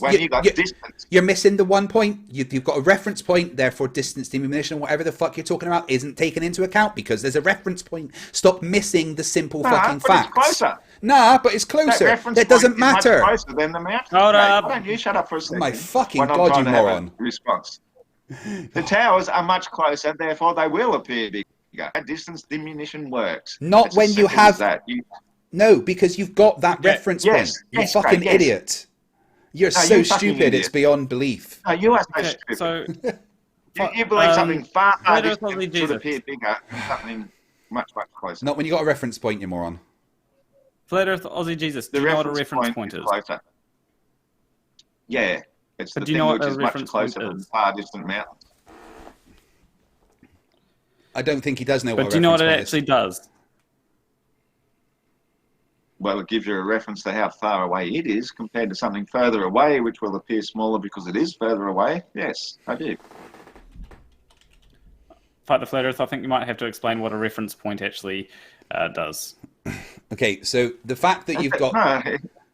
so the fact that you've got this reference point means that you've got a straight line of view, meaning that anything in the distance is actually going to line up with that line of view. So that means that because the hills, which are 500 meters above sea level, are below that, when you've got that direct line of sight because of the reference, means that the 500 meters above sea level is below the 210 meters. And the only way that can happen, when there's that reference point to take that into account... Diminution. No, because literally the reference point takes away any distance diminution or whatever the fuck you're trying to talk about. It literally does. It doesn't. I just showed you with my finger. Yeah, and what's the reference point? Look how close my finger is. Yeah, and what's the reference point? Look how big it looks. And what's the reference point? You're proving my point for me. No, I'm not. Yeah, you are. I'm proving the fact that those mountains are in the distance. Yeah, but where is your reference point when you're sticking your finger up, eh? Well, it's relative to the viewer, isn't it? That's the distance from the viewer. Yeah, and that Why means... is there an echo? I don't know. I'm not sure. Well, I mean, the fact that you can't get that when there's a reference point, that takes away any nonsense that you're talking about distance diminution is actually staggering to me. I mean, I knew you were dumb, but that's beyond belief. Now, again, you've not actually presented me with any evidence of the Earth being flat. Mate, I can tell you how dumb you are. But you've literally not shown me any evidence of the Earth being flat, any at all. I've shown you mountains of evidence, literal mountains of evidence. That's a Caesarian joke, by the way, guys. You didn't. Yeah. You just showed how that you misinterpret distance and diminution, and how something smaller and further away will appear much smaller as it gets further away, especially across a flat, level surface. You haven't shown any curvature whatsoever. You've believed in it because you don't understand convergence. You don't understand how everything rises up to eye level anyway, the whole entire time. And then you try to say parallel that lines won't intersect. Being much closer than the far distant mountains. You're going to talk over me again, are you? I don't think I can ever get a single sentence in without you starting to bloody speak over me, which you do to everybody. You're the most annoying prat in the fucking classroom ever. Apart from the fact that at the teacher's desk, giving him 2 apples a day, and you just love to be, me, sir, me, let me speak. And it's like the teacher just keeps looking past you. Shut the fuck up, Craig. We want to talk to the rest of the class. But no, it's all about you, isn't it? And the fact that you can't see how much you've been interrupting me constantly every time I try to speak is also quite incredible. The reason why I talk over you, Flat Earth Jesus, is because you gish gallop so much and talk so much fucking nonsense that I try to keep you to one point at a time. And it's very hard to have a conversation with you when you will gish gallop and talk so much nonsense in a go. The reason I will try and stop you is because we can't have a conversation if you try to bring up 10 points at a time. But wait. Let me speak. This is you constantly, Craig. Constantly. That's you. That's because... Wait. Sorry, I'm just being Craig. Now, are you able to stick to 1 point at a time and I won't need to do that? Stick to 1 point at a time. Okay, right, let's stick to 1 point at a time. That's fantastic. So now it's your turn to show me some evidence that the Earth is flat, because I've shown you more than enough evidence that the Earth is a sphere. So where's your evidence that the Earth is flat? Okay, well, the evidence you've brought is actually the perfect evidence to show that the Earth is flat. And when you do understand convergence, you understand why something in the far distance is obscured by the obscurity point, which is caused by convergence. You've actually done you've proven my point for me by showing that something in the far distance is not appearing to tilt backwards as it should over a curvature. There is no curvature. You've shown 2 boats sitting on the flattened level, and how one in the far distance still appears to be straight upright as it was all along. Now, I know you're going to say, but it's only 1 degree every 69 miles, and that's why we don't see it. Exactly. Yeah, but that, again, proves it's actually back manufactured, goes into your belief, because for every 69 miles, for every degree, 69 miles of visible curvature, not the other way around. You're saying there's only 1 degree because we're used to seeing degrees in tiny little circles. But when you make this circle really, really, really big, 69 miles is visible. And that 1 degree would be massive. No, one degree is still 1 degree. Yes, but when you put it out to the length where it's 69 miles, 69 miles is very visible. That would be a 69-mile curve, not just... 1 degree is still 1 degree. 1 degree doesn't stop being 1 degree.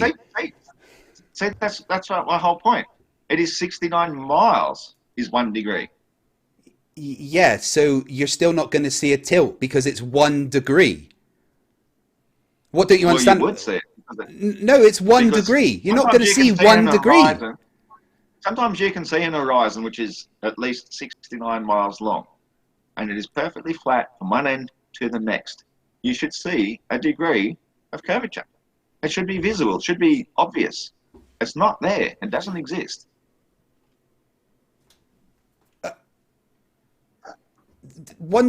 I mean, I don't know how else to say that 1 degree is 1 degree. You're not going to see more than 1 degree for 69 miles. It's massive. Yeah, but it's still 1 degree, so you're not going to see a tilt. So yeah, but the 1 degree you're seeing is at the fucking. Oh my, this is actually insane that you're saying that. Yes, that's right. Your whole globe belief is insane. It's insanity. No, because everything. Okay, is let's look at it another way then.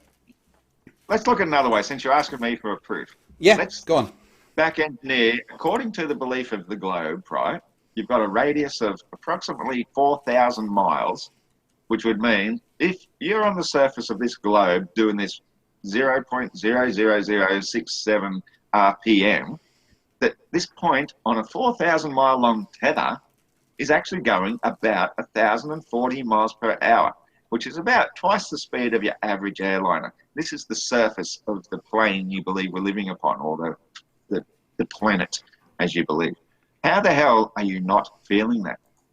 And I'll take it to the next step, since we're also going to go, we'll just believe your first two beliefs: orbital rate around the sun at 66,600 miles per hour. So you got the sun in the center, you got your spinning ball going 1,040 miles per hour, ridiculous speeds, mind you, and it's traveling 66,600 miles per hour, which means at half of the day, this actual rotation, you're going backwards relative to the forward trajectory of the orbit, right? So at midnight, you get to the back point, or actually sunset, you get to the back point, and then you're going around the other side through the night. So that part of your plane is, or your planet, is increasing in speed relative to the whole orbital rate going around the sun, which I have calculated this. The whole planet as a whole is going about Mach 86 as a whole. But this point facing the sun slows down to about Mach 84, and it increases to a maximum of about Mach 88. And so you say that this is a constant speed, and yet this Mach 4 difference is greater than the fastest aeroplanes or jet fighters we ever have can actually travel at. And you say that it's constant and we shouldn't feel it. Okay, right. It's absolutely can I respond to that? All right. First off, you're using Mach wrong. Very, very wrong. Mach literally means the speed. No, it's just no. But Mach literally, speed of sound relative to a medium. So if you're saying that the Earth's going at Mach whatever, that's not relative to a medium. Yes, speed of sound relative to a medium. So Mach 1 in air is different to Mach 1 in water. All right. So stop using Mach wrong, because you sound really stupid I'm just when using you do it so. as a frame of reference to something that we can understand. We know that 767 miles per hour is very, very fast. Yeah, but that's again. If I Just talk about you're using Mach wrong. I'm just so talking about 86 times. Okay. 767. Now let's talk about the orbital velocity. I'm talking about reality. Yeah, again, you're still using Mach wrong, so let's stop doing that. Okay. So anyway, so we're talking about the change in orbital velocity. Yes, you are right. The Earth does speed up and slow down during its the point where it's furthest away from the sun and the point where it is closest to the sun. I think there's a difference of about 3% in the overall speed. However, that difference in speed is a gradual change over 6 months. No, it's a daily occurrence. You spin once every day. Oh, okay. Oh, sorry. Every 24 hours, it goes around once. Again, let's go back to the gravity wells and how everything is actually working within a gravity well. No, forget your gravity well. Let's because that actual rotation versus orbital rotation. No, again, because you don't need to, because that's not how you have to calculate these things. The Earth system is a gravity well that is orbiting the sun. And within that gravity well, the Earth is rotating at 1 rotation per day. It's you don't need to take the fact that the Earth is you on the Earth are accelerating and then going backwards and forwards, because that's not how it works. Because the entire Earth, as it's spinning with the moon orbiting it, although this is greatly exaggerated speeds, that is the entire thing that is orbiting the sun. So the gravity of axis, and that's what creates day and night, right? Yeah, of course, and that's every 24 hours. Once you're every spinning around once. Yes, exactly. But so again, if you're going around the sun at 66,600 miles per hour, then half the time you're traveling backwards, half the time you're traveling forwards. Okay, right. So now again, that's where you get it wrong, because you don't take into account what I don't get it wrong. I understand your model. No, and you don't. Your bullshit. No, you don't, because you're not taking into account what a gravity well actually is, and how that affects what is going on. Take into account a gravity well. Yes, you do. If you want, I understand reality. Mate. No, understand your bullshit beliefs. Stop interrupting me. You just said that you understand our model, but you've just proven that you don't understand the model. No, I just explained it to you how your model should actually be working if you even understood it yourself, which you obviously don't. I very much do. Actual rotation and orbital speed are two independent speeds of one another, and they both have to be taken into consideration together. You can't just say it's relative. No, they don't. Of course you can say it's. Of course you can say it's relative, because that's the thing. Why you can't observe it in reality. Of course you can. No, this is how. No, you were talking over me. Actually, you interrupted what I was saying. I was actually. Had a moment you are actually completely missing out all of the points. You know, you've got centrifugal acceleration as the Earth is rotating, countered with the gravitational force pulling everything towards the Earth.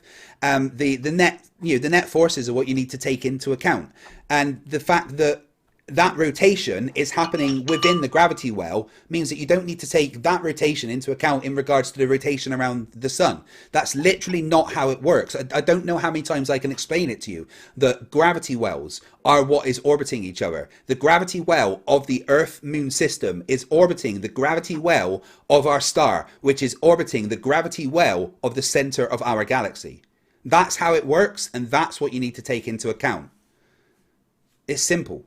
Well, how about you bring it down to Earth then, and we talk about what's actually happening on the Earth in reality. If the Earth is spinning on its axis once every 24 hours, it means at the equator, every part of the surface is moving at about 1,040 miles per hour, but it is also traveling around the sun at 66,600 miles per hour. I've just explained to you why that isn't happening. That's what creates the year. What creates the year is going around the sun once per year. Yes. You are the gravity well of the Earth. Moving at that massive speed the whole time. Forget your gravity wells. You know, that's just nonsense that you're pulling out your ass to try and explain away. In reality, we should be feeling the difference. Right, the moderator's trying to talk. Shut up. And slower every single day due to going backwards or forwards. Flat Earth Aussie Jesus, the moderator is trying to talk. Will you stop? The moderator is trying to talk. What you need to do, Flat Earth Aussie Jesus, is you need to explain what a gravity well is, because if you can't explain what a gravity well is, then you don't understand it.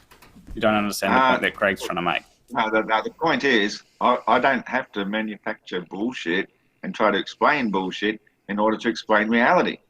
Gravity wells are made up to explain away why we don't see everything as it really is. You know? Why would I try and explain your bullshit beliefs because I want when you can't even do it yourselves? I want you to prove to me you understand what it is, because I don't think you know or understand, despite me telling you so many times what a gravity well is and what effect it actually has on all these calculations that you're trying to make. You don't understand. And that means you do not understand the model you are trying to debunk. And I asked you for some. I asked you for some evidence of the flat Earth, and all you've given me is this. I don't understand. Therefore, it's not true.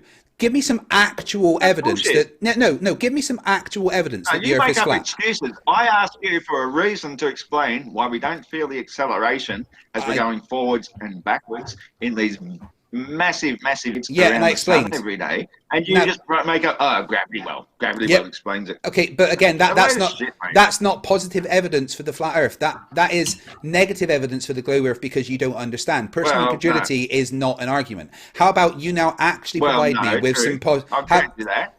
Now, can you or can you not provide me with any positive evidence of the flat Earth? Absolutely. Go on then. It's not moving. It is stationary.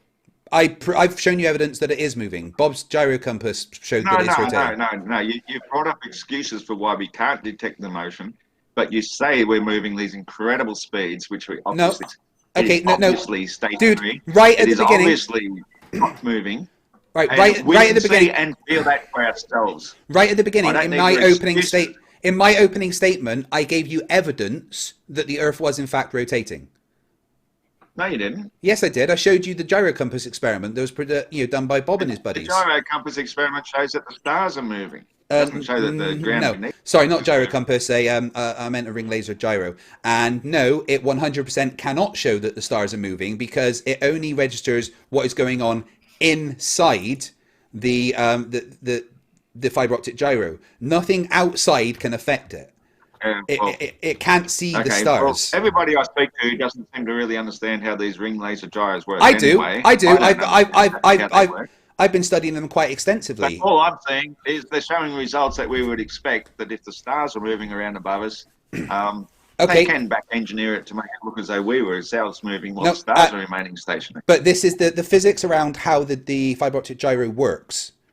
Literally does the opposite of what you say. So let me try and imagine a triangle, okay? A triangle of tubes, right? And at the top of that triangle, there's a laser light emitting, right? And it's going both sides down the triangle and then coming back towards the middle of the triangle and out of an emitter, right? And when the wave forms... That's not really how lasers work, though, is it? Well, I'm just trying to break... I'm trying to break... Just let me get... I'm trying to explain how a fiber optic gyro and a laser... Okay, right? So when the light recombines, okay, you will get a wavelength of what it normally is, right? Now, when the gyro is moving, that means that the light traveling down one side of the path will either take longer or shorter to do that distance because the physical thing has moved. And what this means is that when the light recombines at the bottom, you get an interference pattern of the light. And that interference pattern is what you measure to see momentum or movement or rotation. So there is physically no way that what's happening outside of that gyro can affect what's going on inside of it. It literally just measures the movement since the light has been emitted from the top to when it's recombined at the bottom to give you a interference pattern. And that's why on airplanes, modern airplanes, they have 3 of these. One on the top, one on the middle, one on the bottom, one to measure pitch, one to measure yaw, one to measure roll. And they work because of that interference pattern of the light based on the movement of the entire apparatus. So there is no way light, the stars moving in the sky, could affect what's actually going on within the compass. So that leaves only one option, and that is the thing that it is on is physically moving, which is why it picks up a 15 degree per hour rotation. Okay, well, that's a good explanation. I'm glad I heard that. It's been explained to me like that before. But it still doesn't really show that we live upon a spinning space ball, though, does it?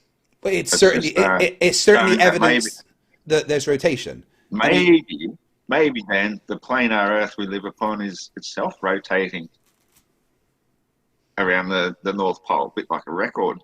That's the possibility I came up with in my very early days of looking into flat Earth. It's like, that kind of makes sense too. And that's why the compasses work, because they're pointing southwards, outwards, because of this centrifugal force going around the central point. But, I still don't believe we are actually moving, but it does provide a little bit of evidence towards that. Now, see, the precession of a pendulum kind of counters what you said about the flat Earth itself rotating, because you can actually use the precession of a pendulum and the angle that you get to calculate your latitude and your distance from the North Pole. And that, again, is based on the spherical math of our Earth. So I think pendulums. Yeah, it's an interesting one that you keep bringing that up too, because like the Foucault pendulum, and we know for a fact that people use pendulums for divination. And when you ask like the spirit world, can you give me an answer, yes or no, and that will show which way the pendulum works? Well, you're pretty much using a bit of black magic there to try and disprove a belief that you want to confirm one way or another. Oh my God! Well, we Right. know for a fact. We know for a fact, Craig. We know for a fact that during an eclipse, that the Foucault's pendulum ends up going backwards. Now, why would it do that? No, it doesn't. Gravity suddenly- Wait, Citation. do we have evidence for that? Citation required. This is a well-known phenomenon that they start going backwards during an eclipse. We're obviously talking about something that here outside the realms of science, as far as if science believes physical proof evidence. My brain just You need broke. to actually provide citations for that. But yeah, my brain just snapped. Oh, well, fair enough. It is something I've only heard, but I guess, most things to do with the globe are also hearsay. So I'll accept I may be pulling that out my ass, but it is something that I've heard about Foucault's pendulum. So if it does not go backwards during an eclipse, okay, I'll stand to be corrected. But so far as I know, to the best of my knowledge, it does. I mean, I'm quite happy that I managed to get you to admit that a fiber optic gyro is actually evidence of rotation. I see that as progress in the grand scheme of things. However, we have been going for over 2 hours. I know you're hungover, and it's 4 o'clock in the morning for me. That was an interesting discussion, and there is much more that we need to discuss because I want to. I think we should go to something apart from all these delusional beliefs of this motion that you cannot prove. The fact that you think curvature exists because a boat gets hidden by obscurity, divergence. You haven't provided any evidence for a spinning ball whatsoever. The flat and stationary, obvious existence that we do observe is what is still reality. And I think you're fighting on the wrong side of the flat Earth because, the truth is what sets us free, mate. The truth sets us free. Get some sanity. You look outside, we're not spinning around in a vacuum of space. We are living in the most wonderful realm imaginable, made specifically for us, and we're here for a reason. Okay. Not some random chance of evolution due to a Big Bang. So, I kind of think the opposite. Where you're saying that it's made for us and everything, and that makes us special. I think the exact opposite. I think the fact that we are this tiny speck of nothing in this vast universe is the most exciting thing that there could ever be. It makes me excited to know that we don't know everything and that there's still more to learn. My massive issue with the flat Earth and it being created, blah, blah, blah, is that, well, there's all the answers and there's nothing else to discover except when you look into those answers. When you look into those answers, they don't actually give you all of the answers. And that's my major problem with the things that you've been saying. I definitely want to carry on this discussion. There's many more things I want to talk with you about. But for now, I am going to read my super chats and shut it down and go to bed. Right, so Let's see all these people that gave you some money, hey? So I'll just have another open mirror. $10 from Tig Logan 16. Test his math skills, FTFE. Well, I suppose we could do the litmus test. You already failed the angles of a triangle one last time, so Flat Earth Jesus, 10 to the negative 17. Is that a positive or a negative number? Yes. Okay. I don't think he knows. Okay, $5 from John Lee Pettimore III. He is all maybe. I was right. Oh my God. He is all maybe. Hold his feet to the fire. Make him explain his flatland. He can't. He can't. $430 from Howland Matt. Asking which other Infinity Stones are involved. All right. What's the name of all the Infinity Stones, Flat Earth Jesus? Oh, I thought you were talking about the last question where I can explain how it works on the flat model. I don't understand that question. So you don't know what the Infinity Stones are? No worries. Just Infinity Stones? Yeah, look up Thanos. It's cool. Handmade Films, $5 Poo Poo Pee Pee. Same as last time, thank you. $2 from Red Pastrami. I words big, therefore I am the smart. Yep. $2 Australian from Shadox Gaming. Ask him how waterfalls work on a flat Earth. He'd say buoyancy and density. water seeks its level. Yeah, there we go. $2 from John D. Pettermore III. Oh, for fuck's sake, Lemon Bird is a verifiable idiot. Oh, that's from a different one. Okay. Yeah. So, I thought Lemon Bird was okay, actually. $2. I kind of listened to that last night before I passed out. $2 from Blair Sadewitz. We have biological accelerometers. I'll have to look into that. Okay. $4.99 from Mayukaku86. It's like trying to explain something to a brick wall. No matter how you explain things, the words just bounce right off. Flat earthers are idiots, ding. Yep. €2 from Rory P. Well, what? Logical reality is going to be logical reality no matter how much you bounce off bullshit. Roby P. What direction? The amount, north or south? 10 kilometers? Yeah, just okay, if you say so. $5 from Tim Riggs. FTFE, asking why things fall at 9.8 meters per second, as he said, and not the 5 meters per second or 10.3 meters per second. Lack of resistance of air is the way we can measure it. All right, so why? Right, that's a good question. Why do all things, no matter their weight or density fall at the same acceleration? It's a great question, exactly. And it proves once again, it's only because they are falling through the same amount of resistance, which is air. If they were a greater mass and they were more greatly attracted because of their mass, they should be falling faster, but they don't. Therefore, it proves it's the resistance of the air. Bam. So if there's something that is heavier, shouldn't it move the air out of the way faster? No. Because air still has the same amount of resistance as it's always had. Yeah, but if there's something that is bigger, then... Yeah, anyway, so... $5 Australian from... yeah, please. $5 Australian from Aussie Atheist. Someone send the Uberoo round to Aussie Jesus and deliver his medication before he loses his mind any more than he already has. I don't know about that. Yeah, I think the mind's lost. Well, I think you should give me a percentage of these super chats, to be honest. I'll take 33.3%. No. YouTube already takes that. $5 from Leroy B-Boy 8. Science! Yep.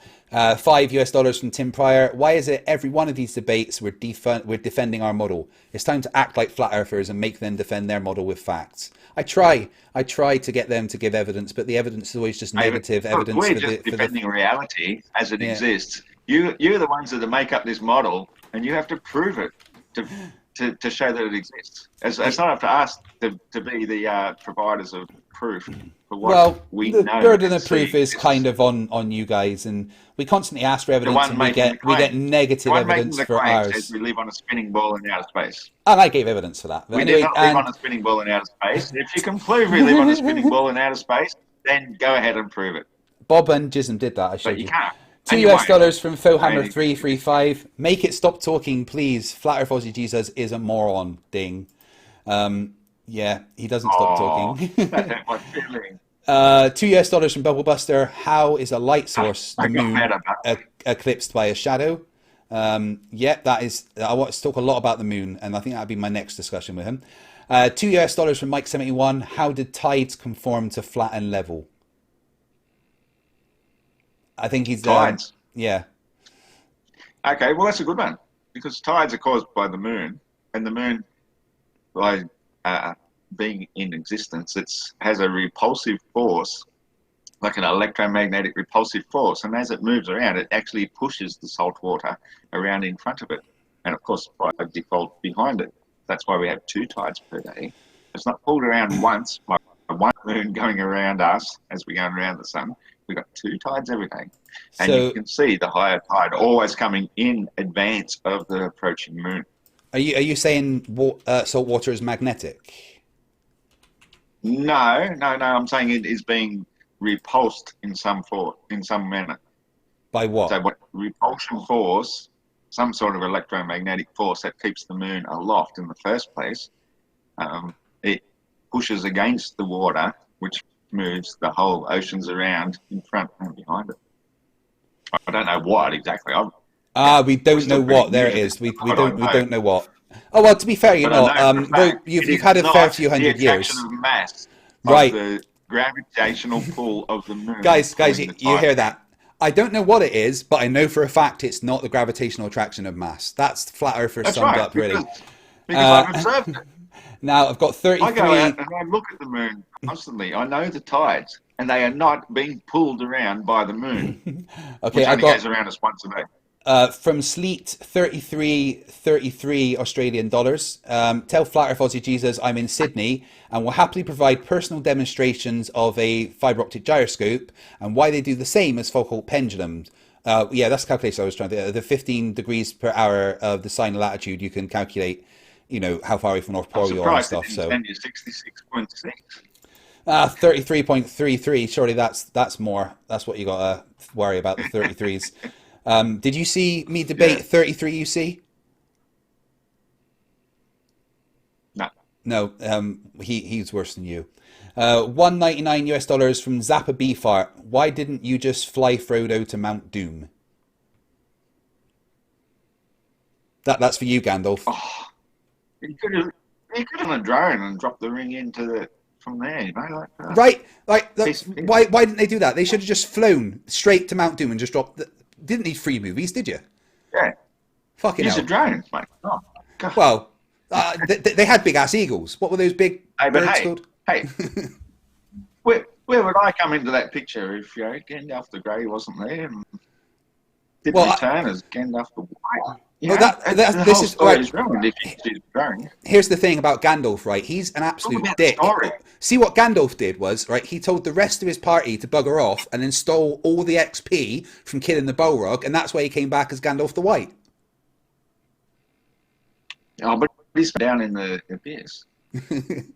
Right, that was the last super chat anyway. So, Planner Walk, thoughts?